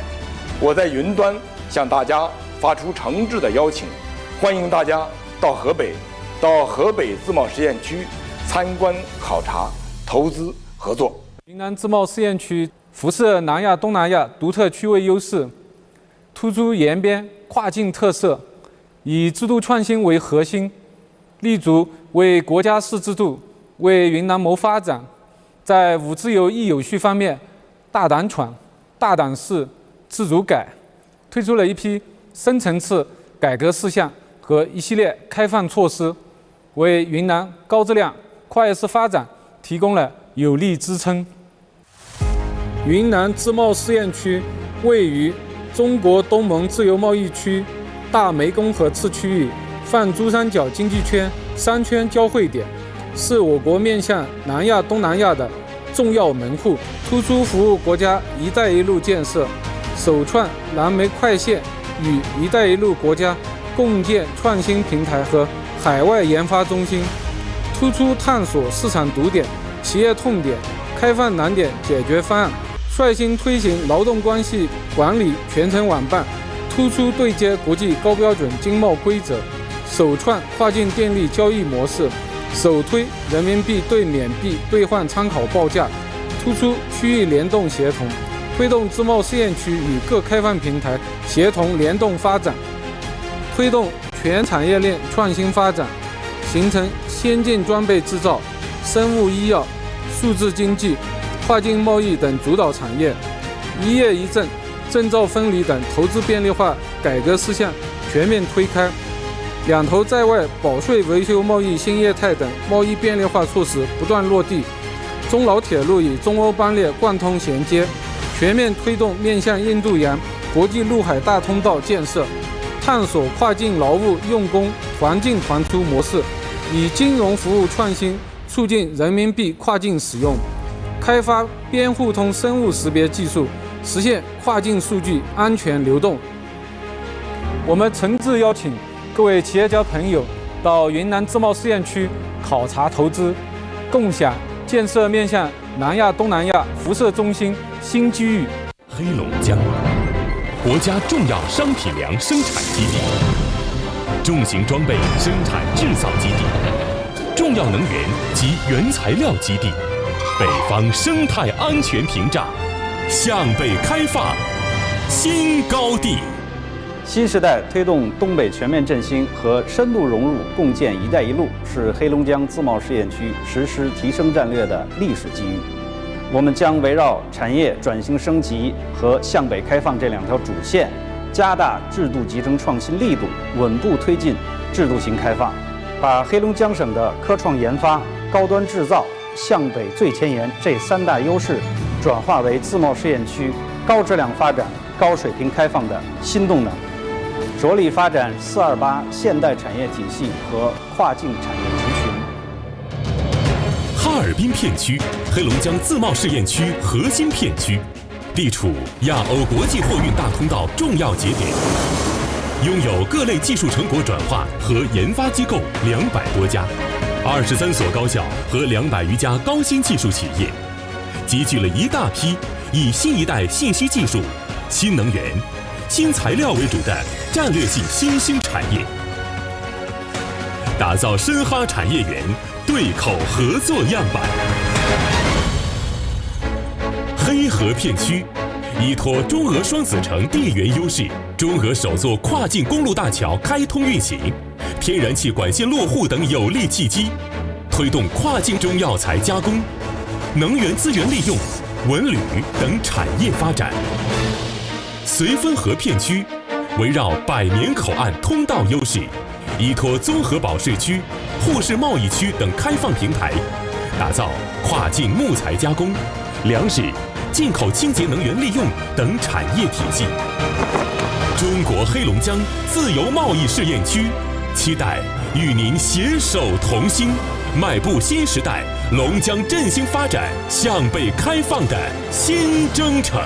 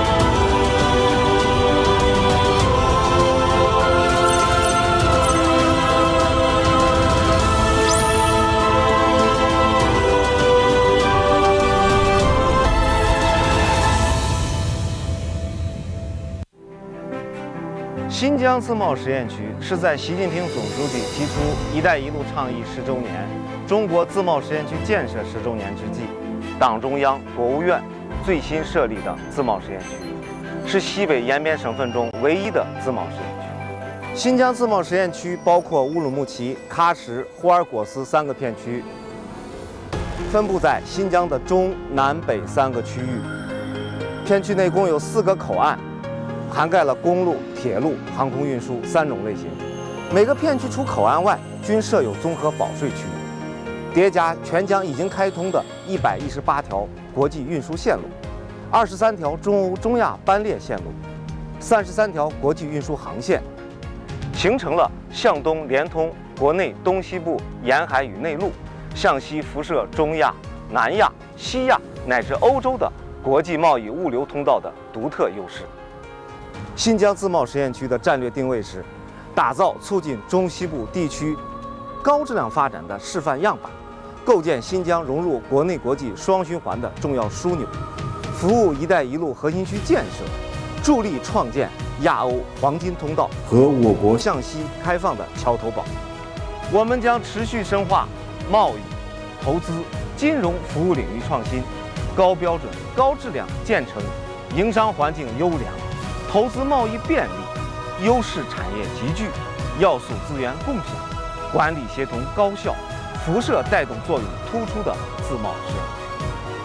当前，新疆正在着力打造油气生产加工、煤炭、煤电、煤化工、绿色矿业、粮油、棉花和纺织服装、绿色有机果蔬、优质畜产品、新能源、新材料等8大产业集群。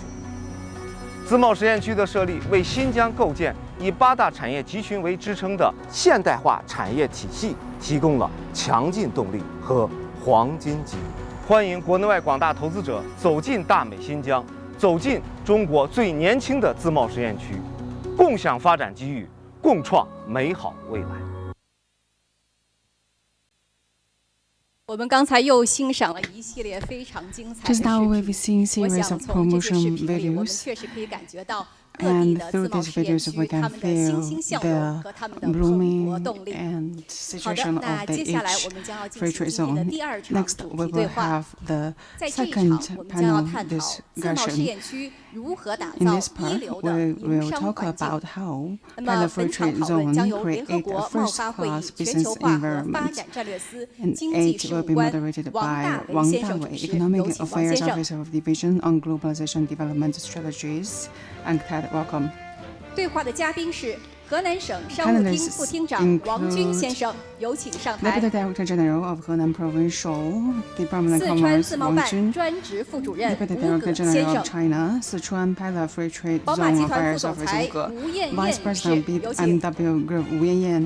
合肥市副市长赵 Vice Mayor of Hefei Municipal People's Government 赵明。广东自贸试验区深圳前海蛇口片区管委会副主任袁富勇先生。袁富勇 ，Welcome from China Guangdong Pilot Free Trade Zone. 好的，有请各位嘉宾入座。Welcome, please be seated. I will give the floor to you. Thank you. 这个非常高兴，I'm very glad and honored to be here to moderate this panel. In the afternoon, we have listened to a lot of speakers sharing their insights regarding the construction of the pilot free trade zones. We also have released our own research paper, and we're very glad we can listen to speakers. 4 of them are from the local free trade zones, and the other one is from the company side. Our topic for this panel discussion is about creating the first-class business environment, no matter it's in the opening up and also the business environment improvement and so on. This is quite essential. My first question, I would like to ask the Deputy Director General of Henan Provincial Department of Commerce, Wang Jun. We know that Henan is like inside the land, is not near the shore and not near the sea and so on. It's an inland province. And for inland transport, the transportation can like be an obstacle if it's inland, and the commodities cost may be higher than other places by 30 to 40%. Then how Henan Provincial Department, like how Henan makes such a progress in overcoming the difficulty?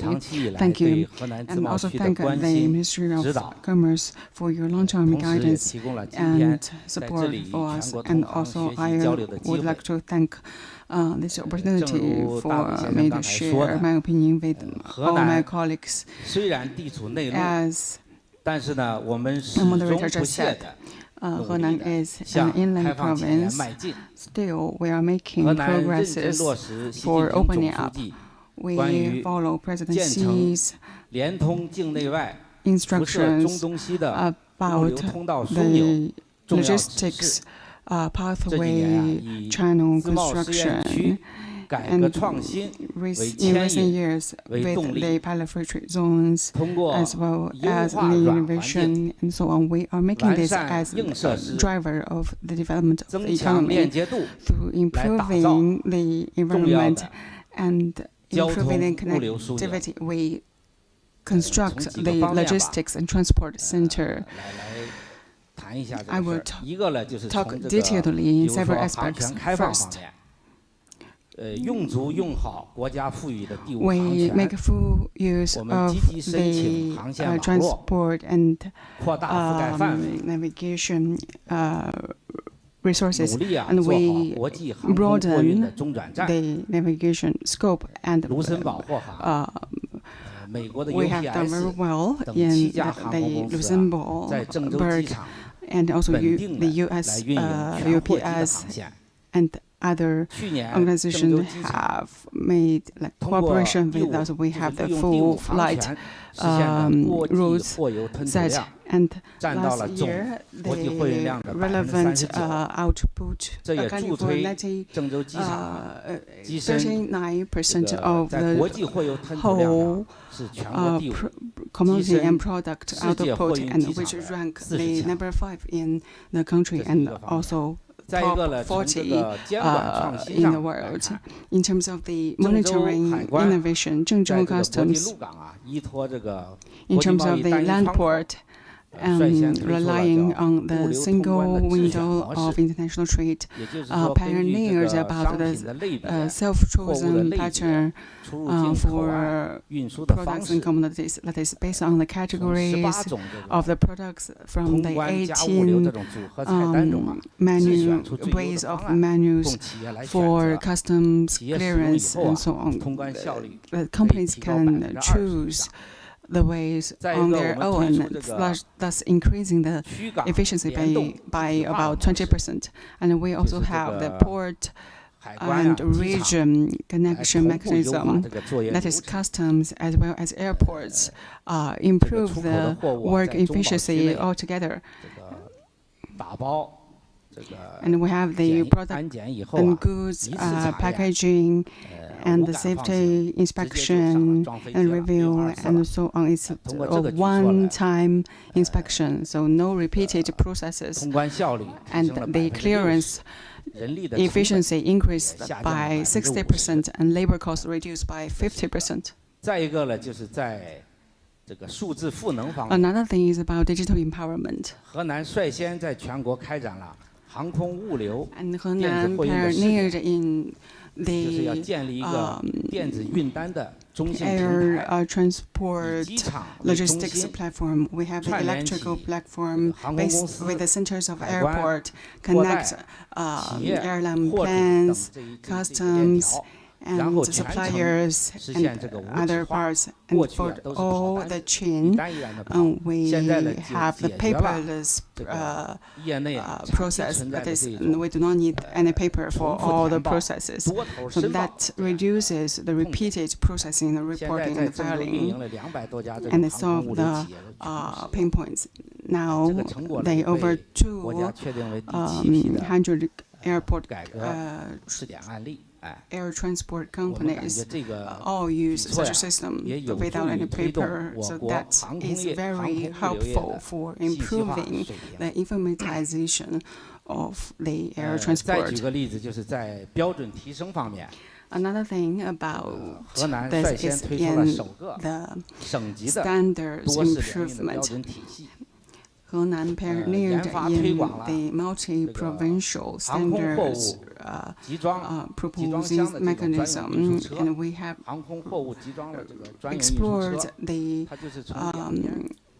air transport vehicle transport, and it it has soft structure. You can open the vehicle directly, and so the goods can be put in for the whole package. You do not need to divide the goods or open up the package and so on.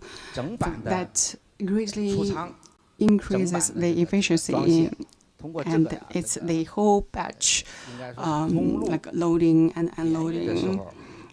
So with the land and air transport, the efficiency raised by 2 times, and also labor costs reduced significantly.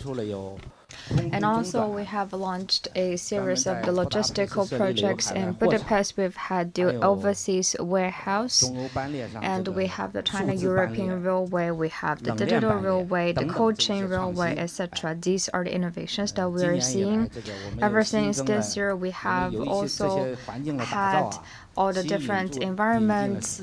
We have newly introduced 4 logistics and warehousing flight company. We have added 9 different flight lines, and also here in Zhengzhou for the international logistical flight lines. And for this entire, we have 44, including this regional and international flights. There are over 30 of that.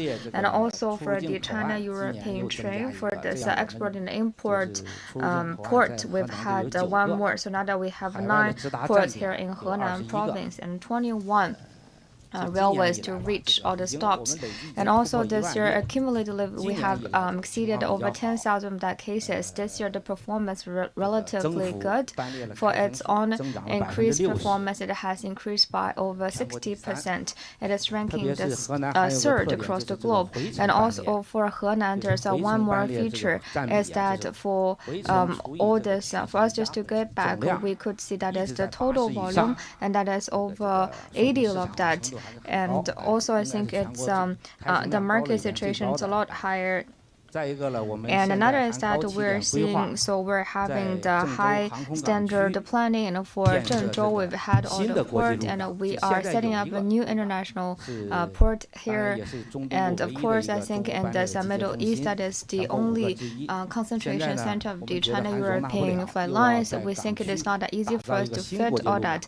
We need to build a new harbor port here to invest 5 million, and through all the measures in the future for all this maritime port and for the airport, they could all be developing very well to facilitate Henan province to integrate the transportation, logistics. The capacity can be further enhanced. That's all I need to share here. Thank you so much.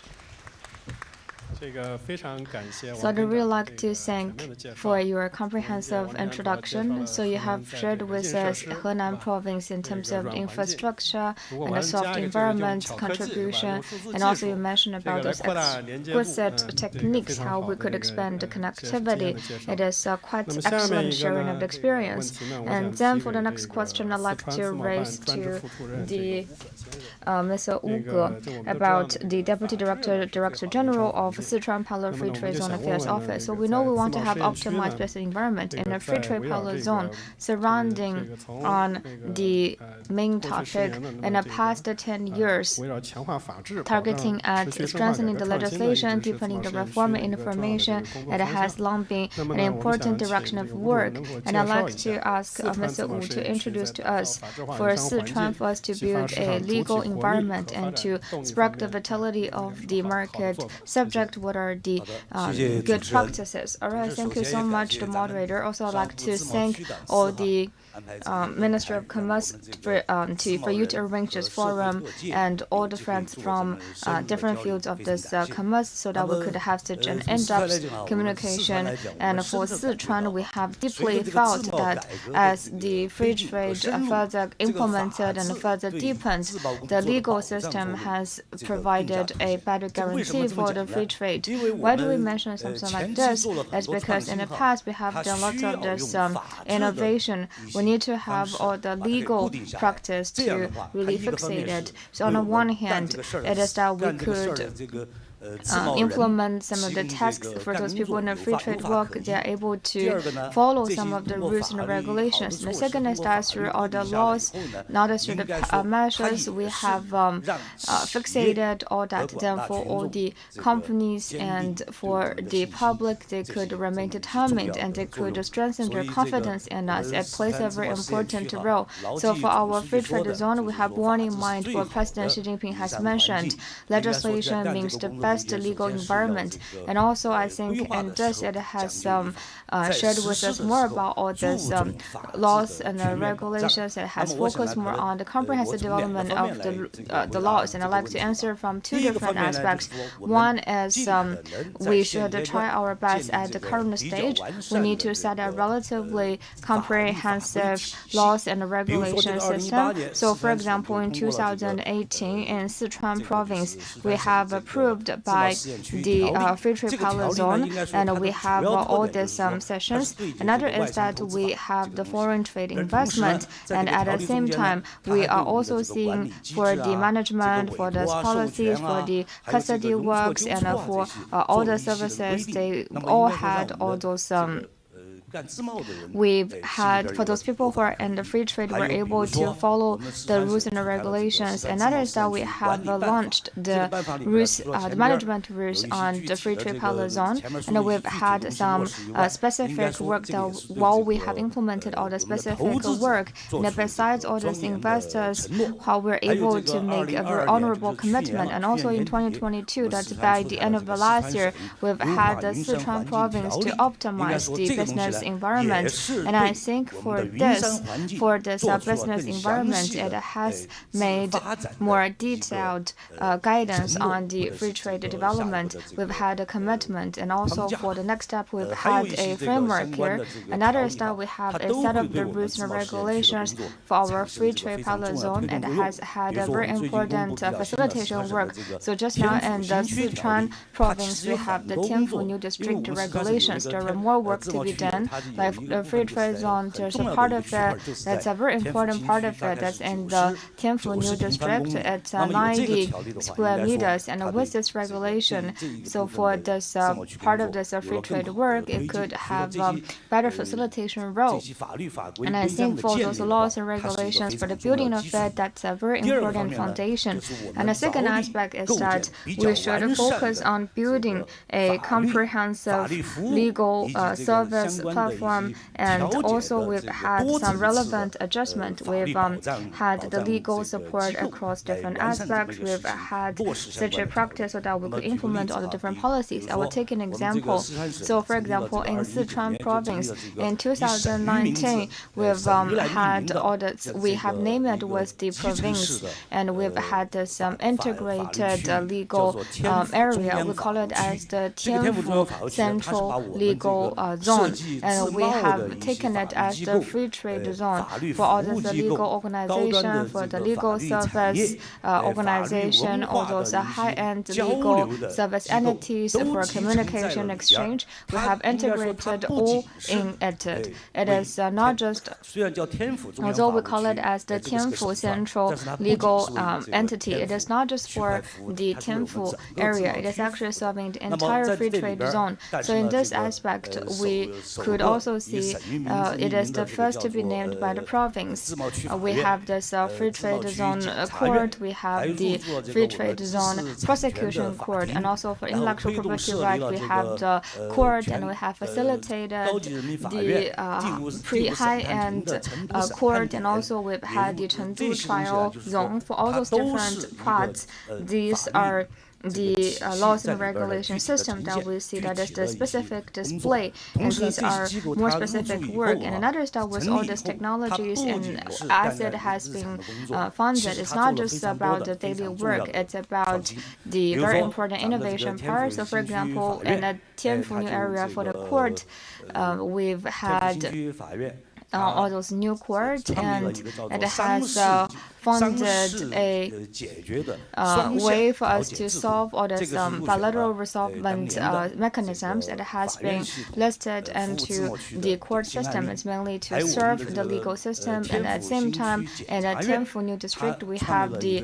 prosecution area, and we have had all these rules and regulations. It's mainly just to analyze different mechanisms.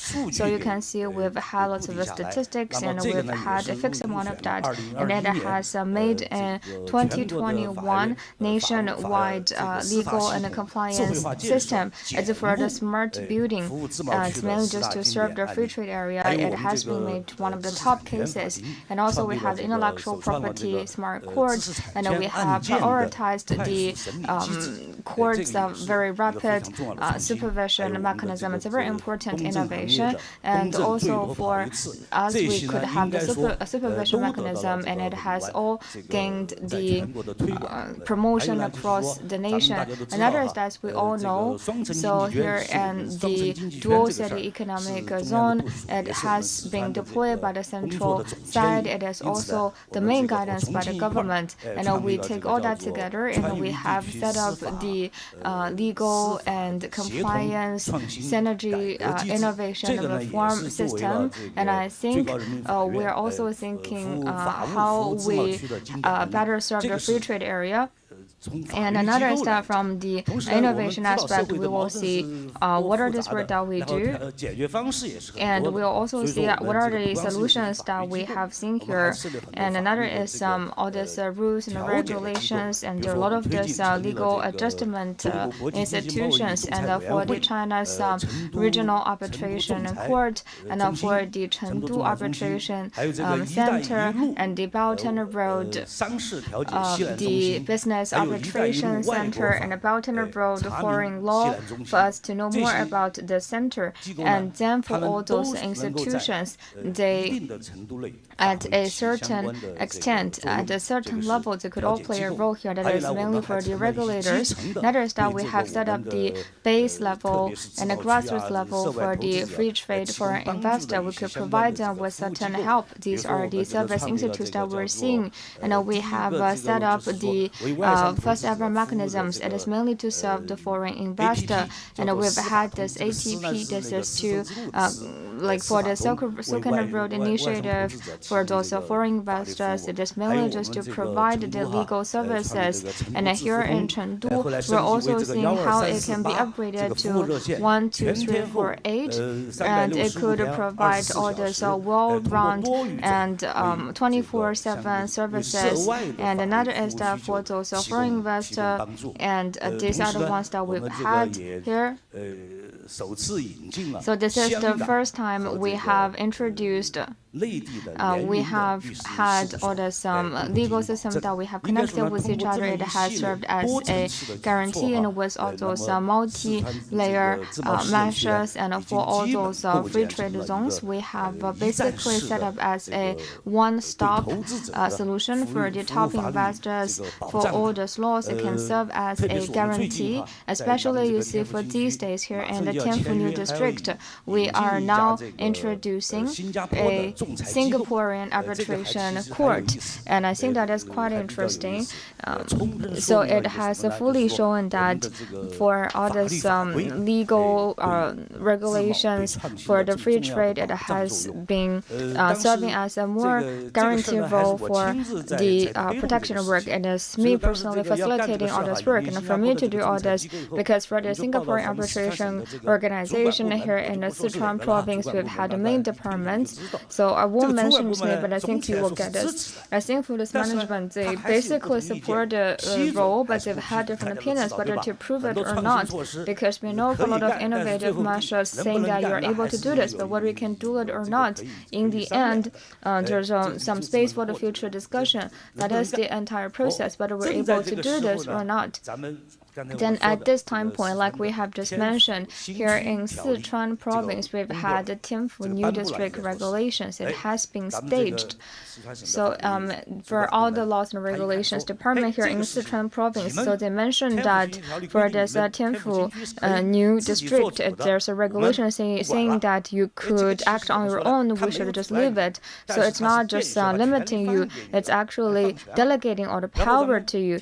And also for the Tianfu new district, now that we've had all the regulations from the Tianfu new district, we're saying that, all right, I have this self-preparatory rights, I can decide on my own. So like for this, it's not something that we're able to deliver on very easily, but we don't really see it takes much of the effort to complete that, to deliver on this. So I think for the enthusiasm and the passion for the reform and all the innovative measures, we've had the support of all those measures. So we believe that's how we're able to deliver on all the work, and that can be particularly important. All right, that's all I need to share. Thank you so much.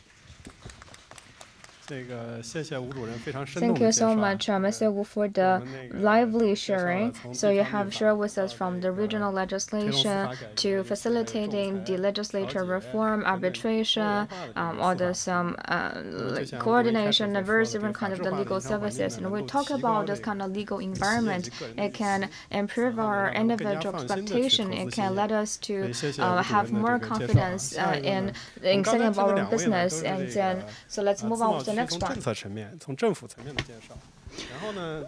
We have shared the insight about the policy-wise. Now let's change the perspective to the corporate perspective. Let's invite the third speaker about the client's experience sharing. Then let's have the Vice President of BMW Group, Ms. Wu Yanyan, to talk about in Beijing Free Trade Zone. How do you make achievements in terms of optimizing the talent processes and so on, and the services? Thank you. Thank you. I'm very glad to be here as representative for foreign investing company to participate in today's sharing. I want to first brief you on the BMW Group. It is an auto company. In 1994, we had the representative office in Beijing, entered the Chinese market, and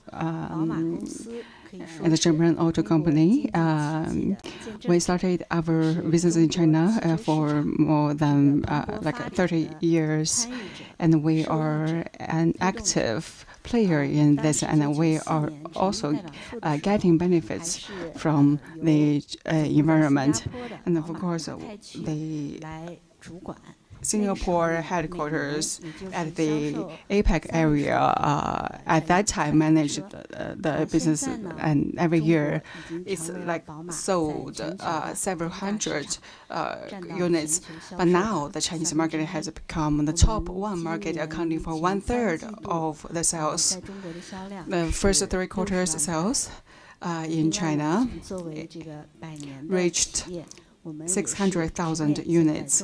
And as a company with 100 years history, we are facing the transforming period for becoming more electric, becoming more digital and intelligent. We have taken a lot of measures regarding these aspects, and if you are available, please visit our booth at 2.1. We can show you our demonstration in the electric car, in the hydrogen fuel car, and in the hybrid car model, and so on. We can display the technologies to you. I hope you can visit our booth. As a company rooted in the Chinese market with foreign investments, our achievements in the past 30 years are inseparable from the good business environment of China. We have felt that the Chinese government, from the central level to the local level, is making great efforts in improving the business environment. Our headquarters in China is in Beijing, and our employees in Beijing can enjoy the benefits in terms of attracting the talents policies. And then for BMW in China, we have about 30,000 employees in the nation, and we have the professionals coming from over 39 countries, and also in Beijing we have a lot of local talents.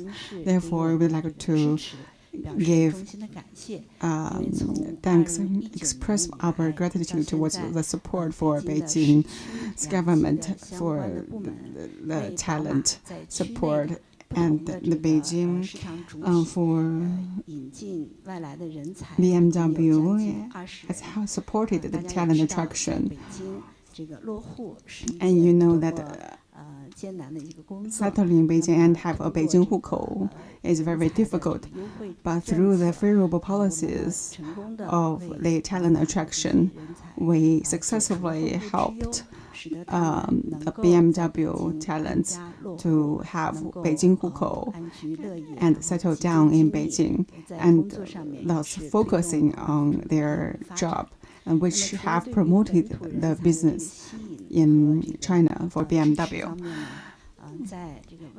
Except for the talent attraction policies, when foreign experts come to China to work, Beijing has also provided support, like the customs processes shortening, and also the other favorable policies. And for those top management who can meet the needs, can enjoy the green channel for the green card application, and that is very important in our talent attraction. And recently, Beijing also released a series of measures regarding the services and policies.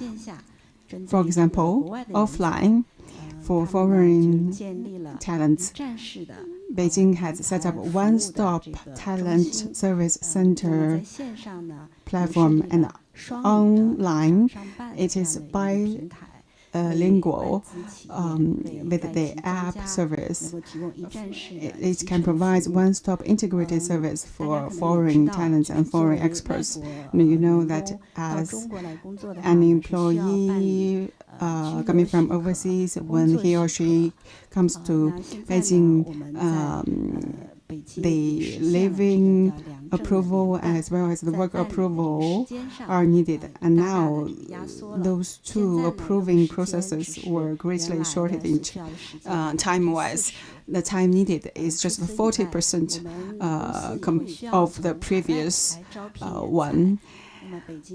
When we attract and hire talents from overseas, Beijing also provides support. It has the qualification recognition catalog, which are quite satisfied and which can be convenient for us to recruit overseas talents. Moreover, Beijing has become the first pilot free trade zone to interfacing with the international high-end standards. It has fully implemented some convenience measures for short-term and also the other term foreign management levels to come to China to work. And we also look forward to more cooperation and communication with the relevant departments, and to reflect the difficulties during operation. And we have communicated on the difficulties, and we have seen that the different measures and policies are in the process targeting those difficulties. And Beijing has a series of talent policies which can be quite helpful for us to further our business in China. And BMW will continue to foot in China and take China as its home and enlarge our investment. Thank you. Thank you, Ms. Wu, for your sharing. You introduced from the BMW perspective about the investment in and business development in Beijing. You cover local talents and international talents aspects. Beijing has provided governance for attracting those talents. Our next question, I want to ask Ms. Zhang Ming, Vice Mayor of Hefei Municipal People's Government. I'm very glad to raise a question to you because I am a person, my hometown is in Anhui, so I've visited Hefei for many times.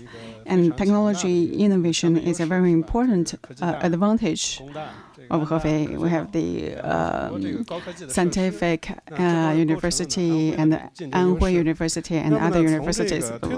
They all have, and Anhui have high-end facilities and research advantages. And we know that the Hefei carries the mission of constructing the comprehensive industry innovation center. And so based on the technological innovation, how do you speed up the transfer of technology? Thank you. Thank you for giving me such a good question. I would also like to thank the Ministry of Commerce and also thank the Department of Pilot Free Trade Zone and the Free Trade Port to give me such an opportunity, and thank you for your support. And after the 18th National Congress, President Xi visited Hefei twice. And he praised that Hefei is a very good place for cultivating the talents. And he also encouraged us to prioritize innovation in the process of reaching leap-forward development. The Anhui Free Trade Zone has established for 3 years, and we focus on technological innovation, and we also focus on the virtuous cycle of the technological innovation as well as the finance.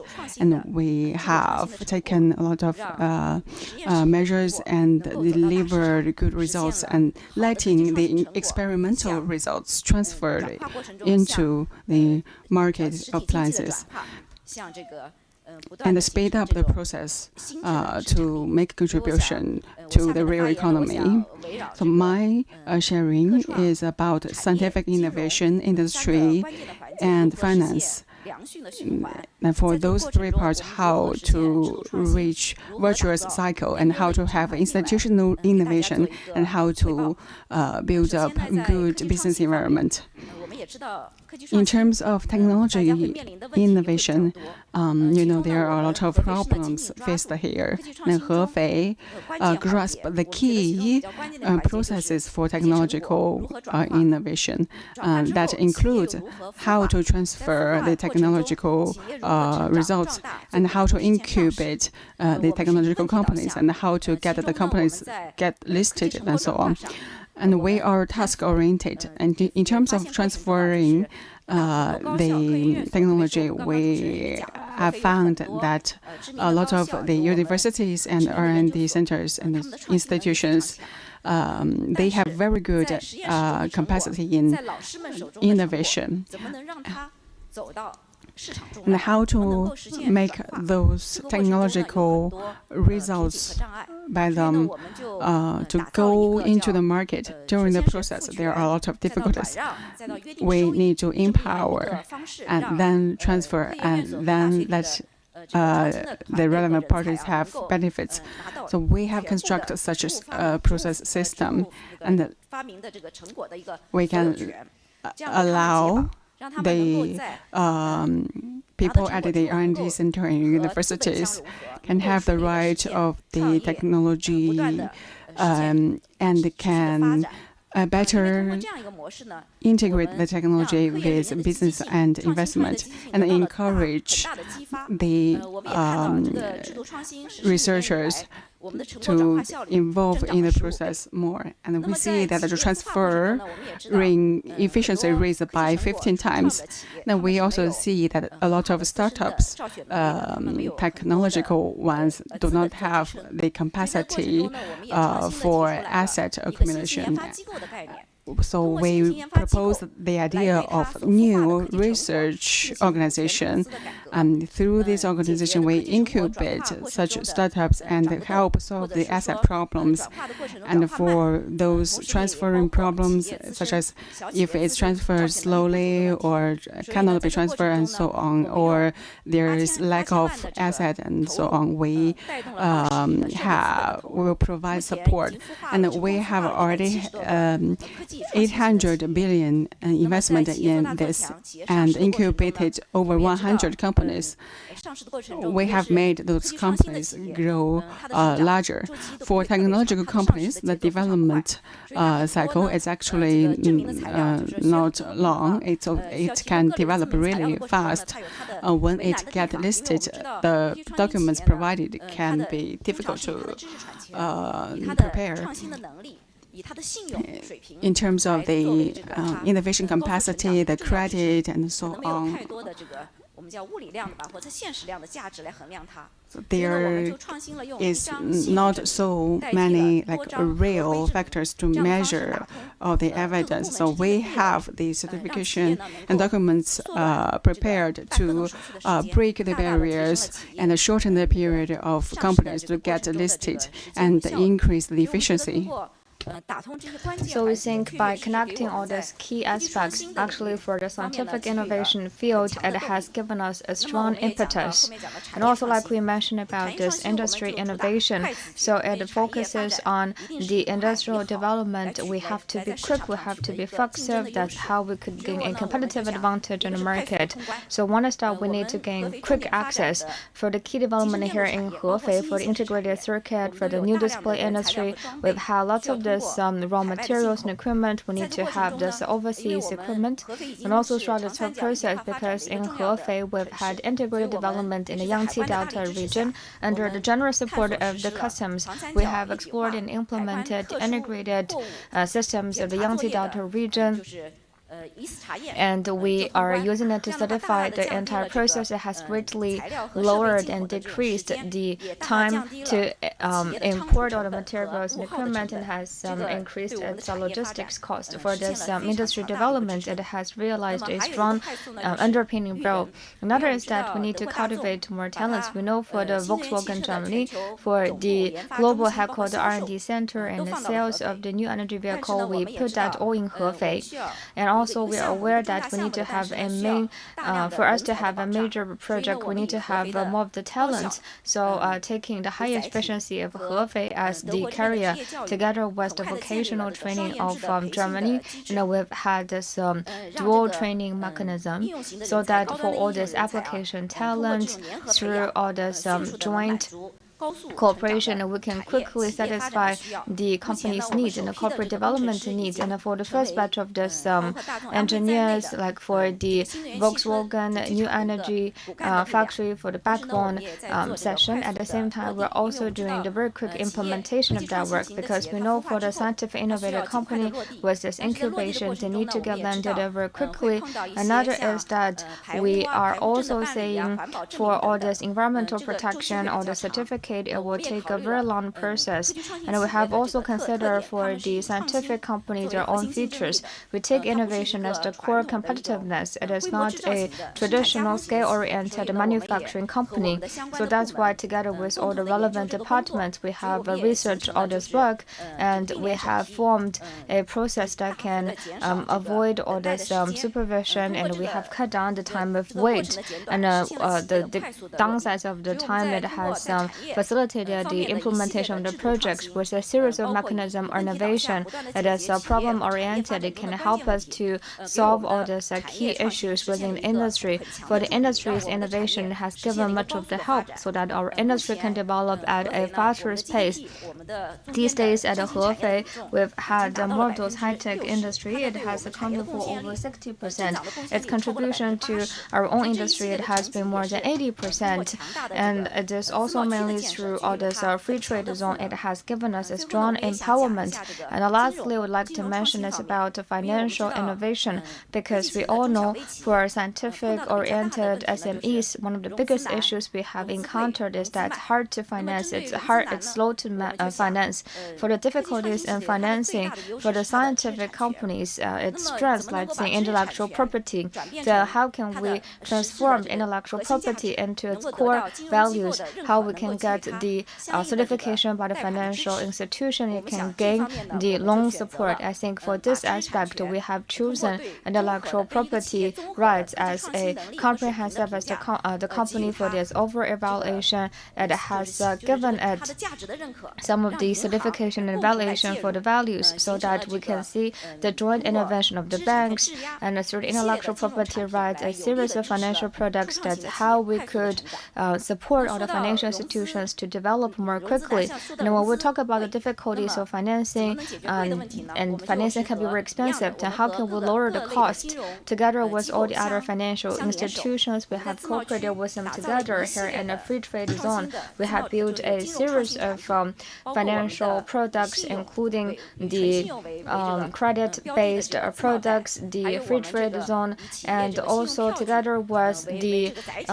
part as a zone. That's how we could gain the strategies. And another side, through this diverse free trade products, it has given our companies more of those choices. Only there will be one product that can be more suitable in terms of the financing. Together with the bank companies, we have done one thing, and we've had a one-stop financial companies. And in this aspect, we've had all this innovative products, and we will see, including all these other loan companies and all the other insurance, they would have all these products that could be suitable to the financial institutions. At the same time, at the platform, on the service platform, it could all have a very convenient method for us to acquire the service. Then the companies can gain financial service support in a faster and more effective way through the scientific innovations,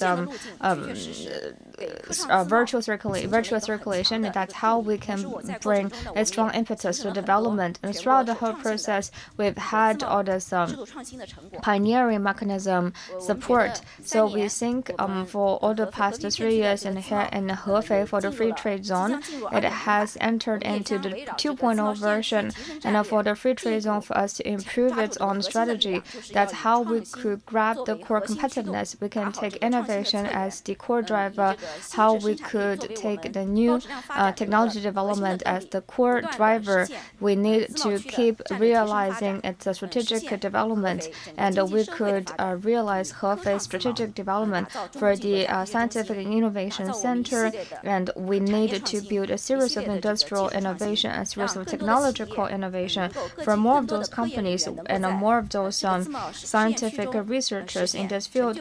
They're able to have their own business. They could realize their own dreams. Thank you so much. Thank you so much for the excellent sharing.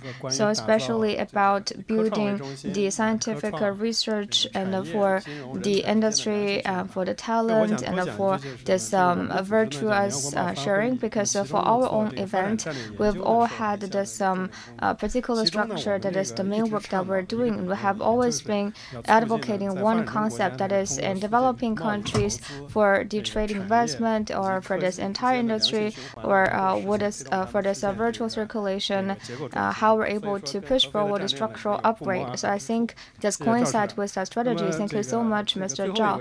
And for the last one, so I'm not saying that it's not last but not least. So we'd like to invite the Tianhai Shekou head for the Free Trade Policy Zone, Yuan Fuyong, Deputy Director General of the Shenzhen Tianhai Shekou Area Administration of Guangdong Parallel Free Trade Zone. And we know that this has undertaken the financial industry's development as the opening of a window, and how it has undertaken a very important mission. So Mr. Yuan, can please share with us for the Tianhai Shekou area, how it has facilitated the opening up and how it could help us to realize more of those achievements.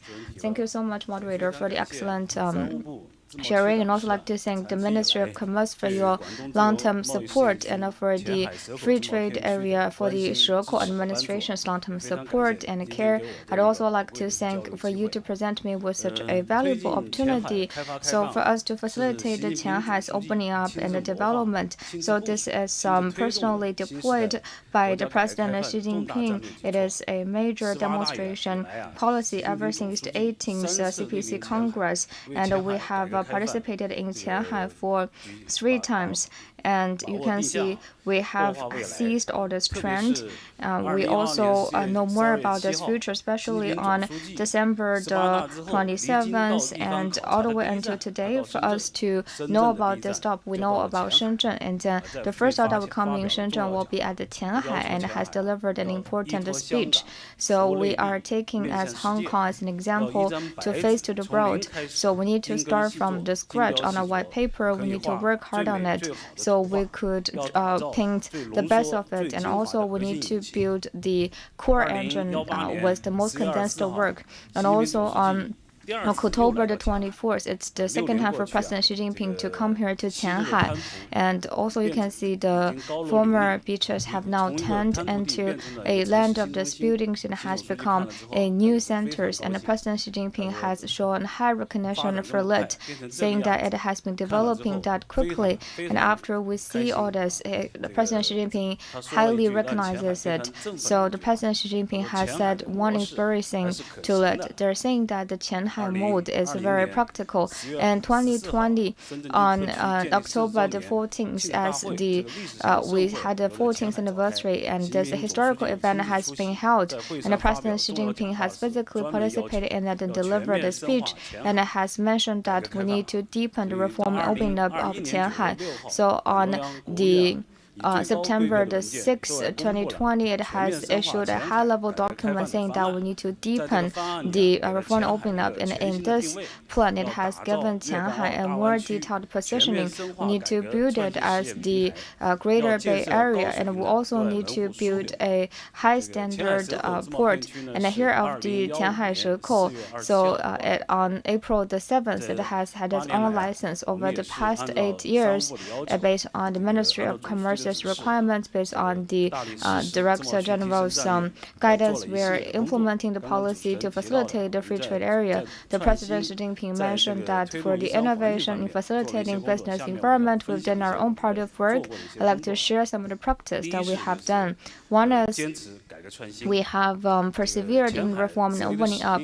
So Shanghai's own mission is for reform and opening up. So centering on the investment facilitation, trade facilitation, financial investment, and opening up, and for the supervision during and after the whole process, for the legal environment building, and for the talent management, and all those 8 different aspects, all the different 8 different sectors, we have done the mechanism innovation, and we have explored and formed what President Xi Jinping has mentioned about this Tianhai mode.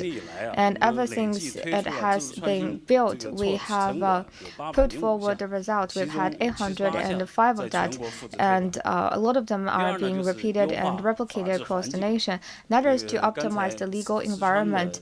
So just now, the leaders from the Sichuan province have mentioned that for us to build a legal environment, there are all the excellent practices, and we highly agree with it.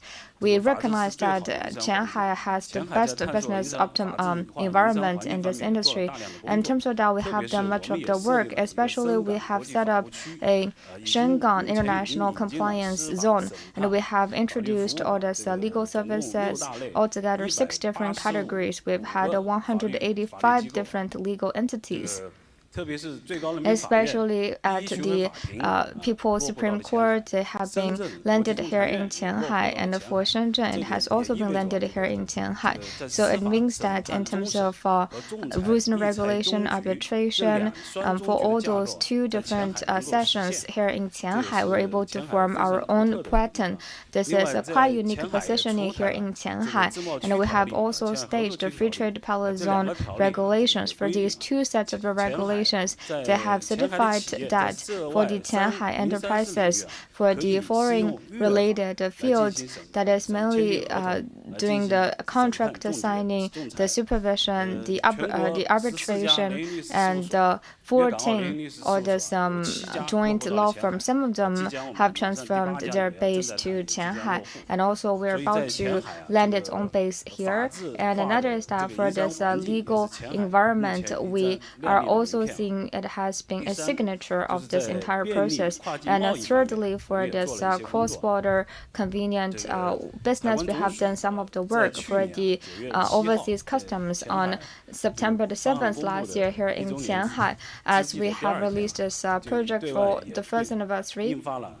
And we have drafted all this Shanghai for the reform and opening up. We've had the 18th regulation, and all those 18th regulation for facilitating the deep port policy connectivity and the cross-border element facilitation, and for us to build the customs-based service. We've had 18 reform regulations, especially for us to connect all the routes and the ports and the harbors. We have also released the input goods.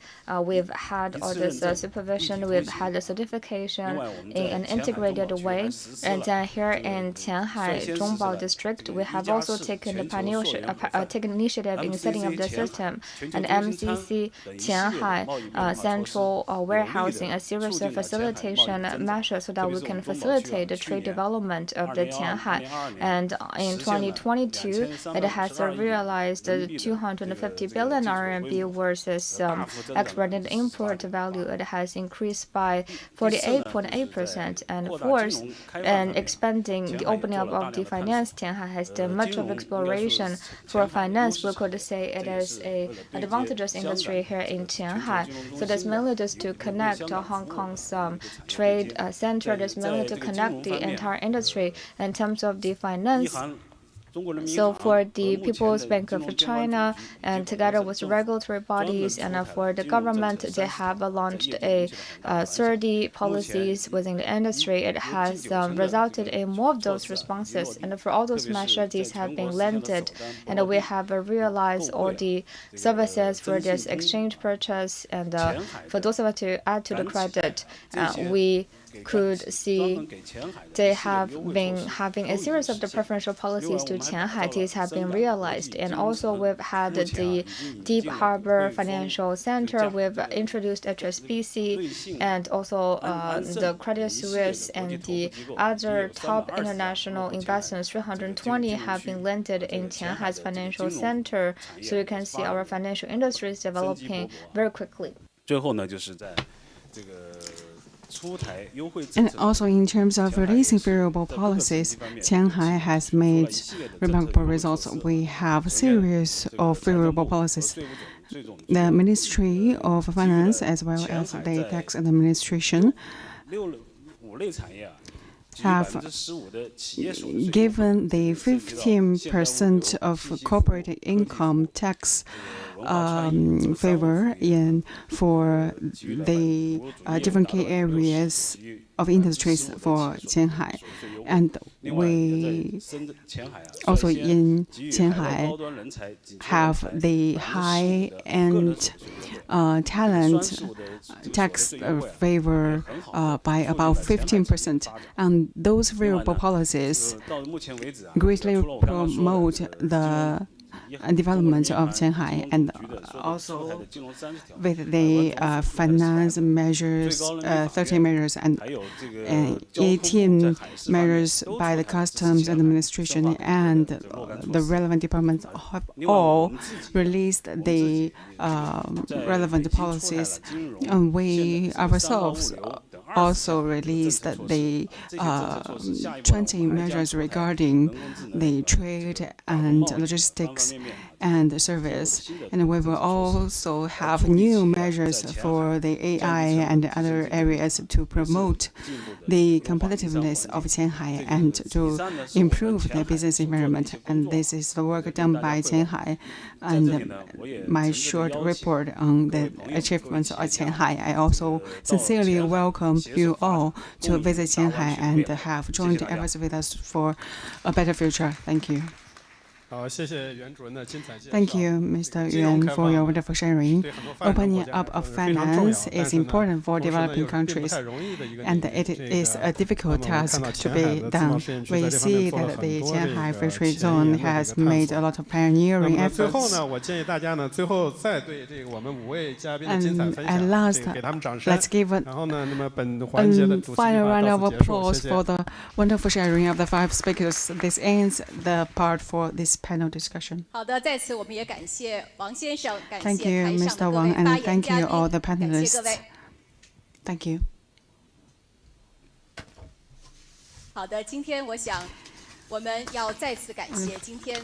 I would also like to thank all the speakers today for sharing your insight.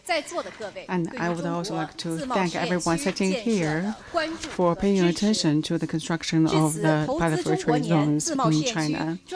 And thus ends the Investment in China Year special promotional event in pilot free trade zones. Thank you for your attention.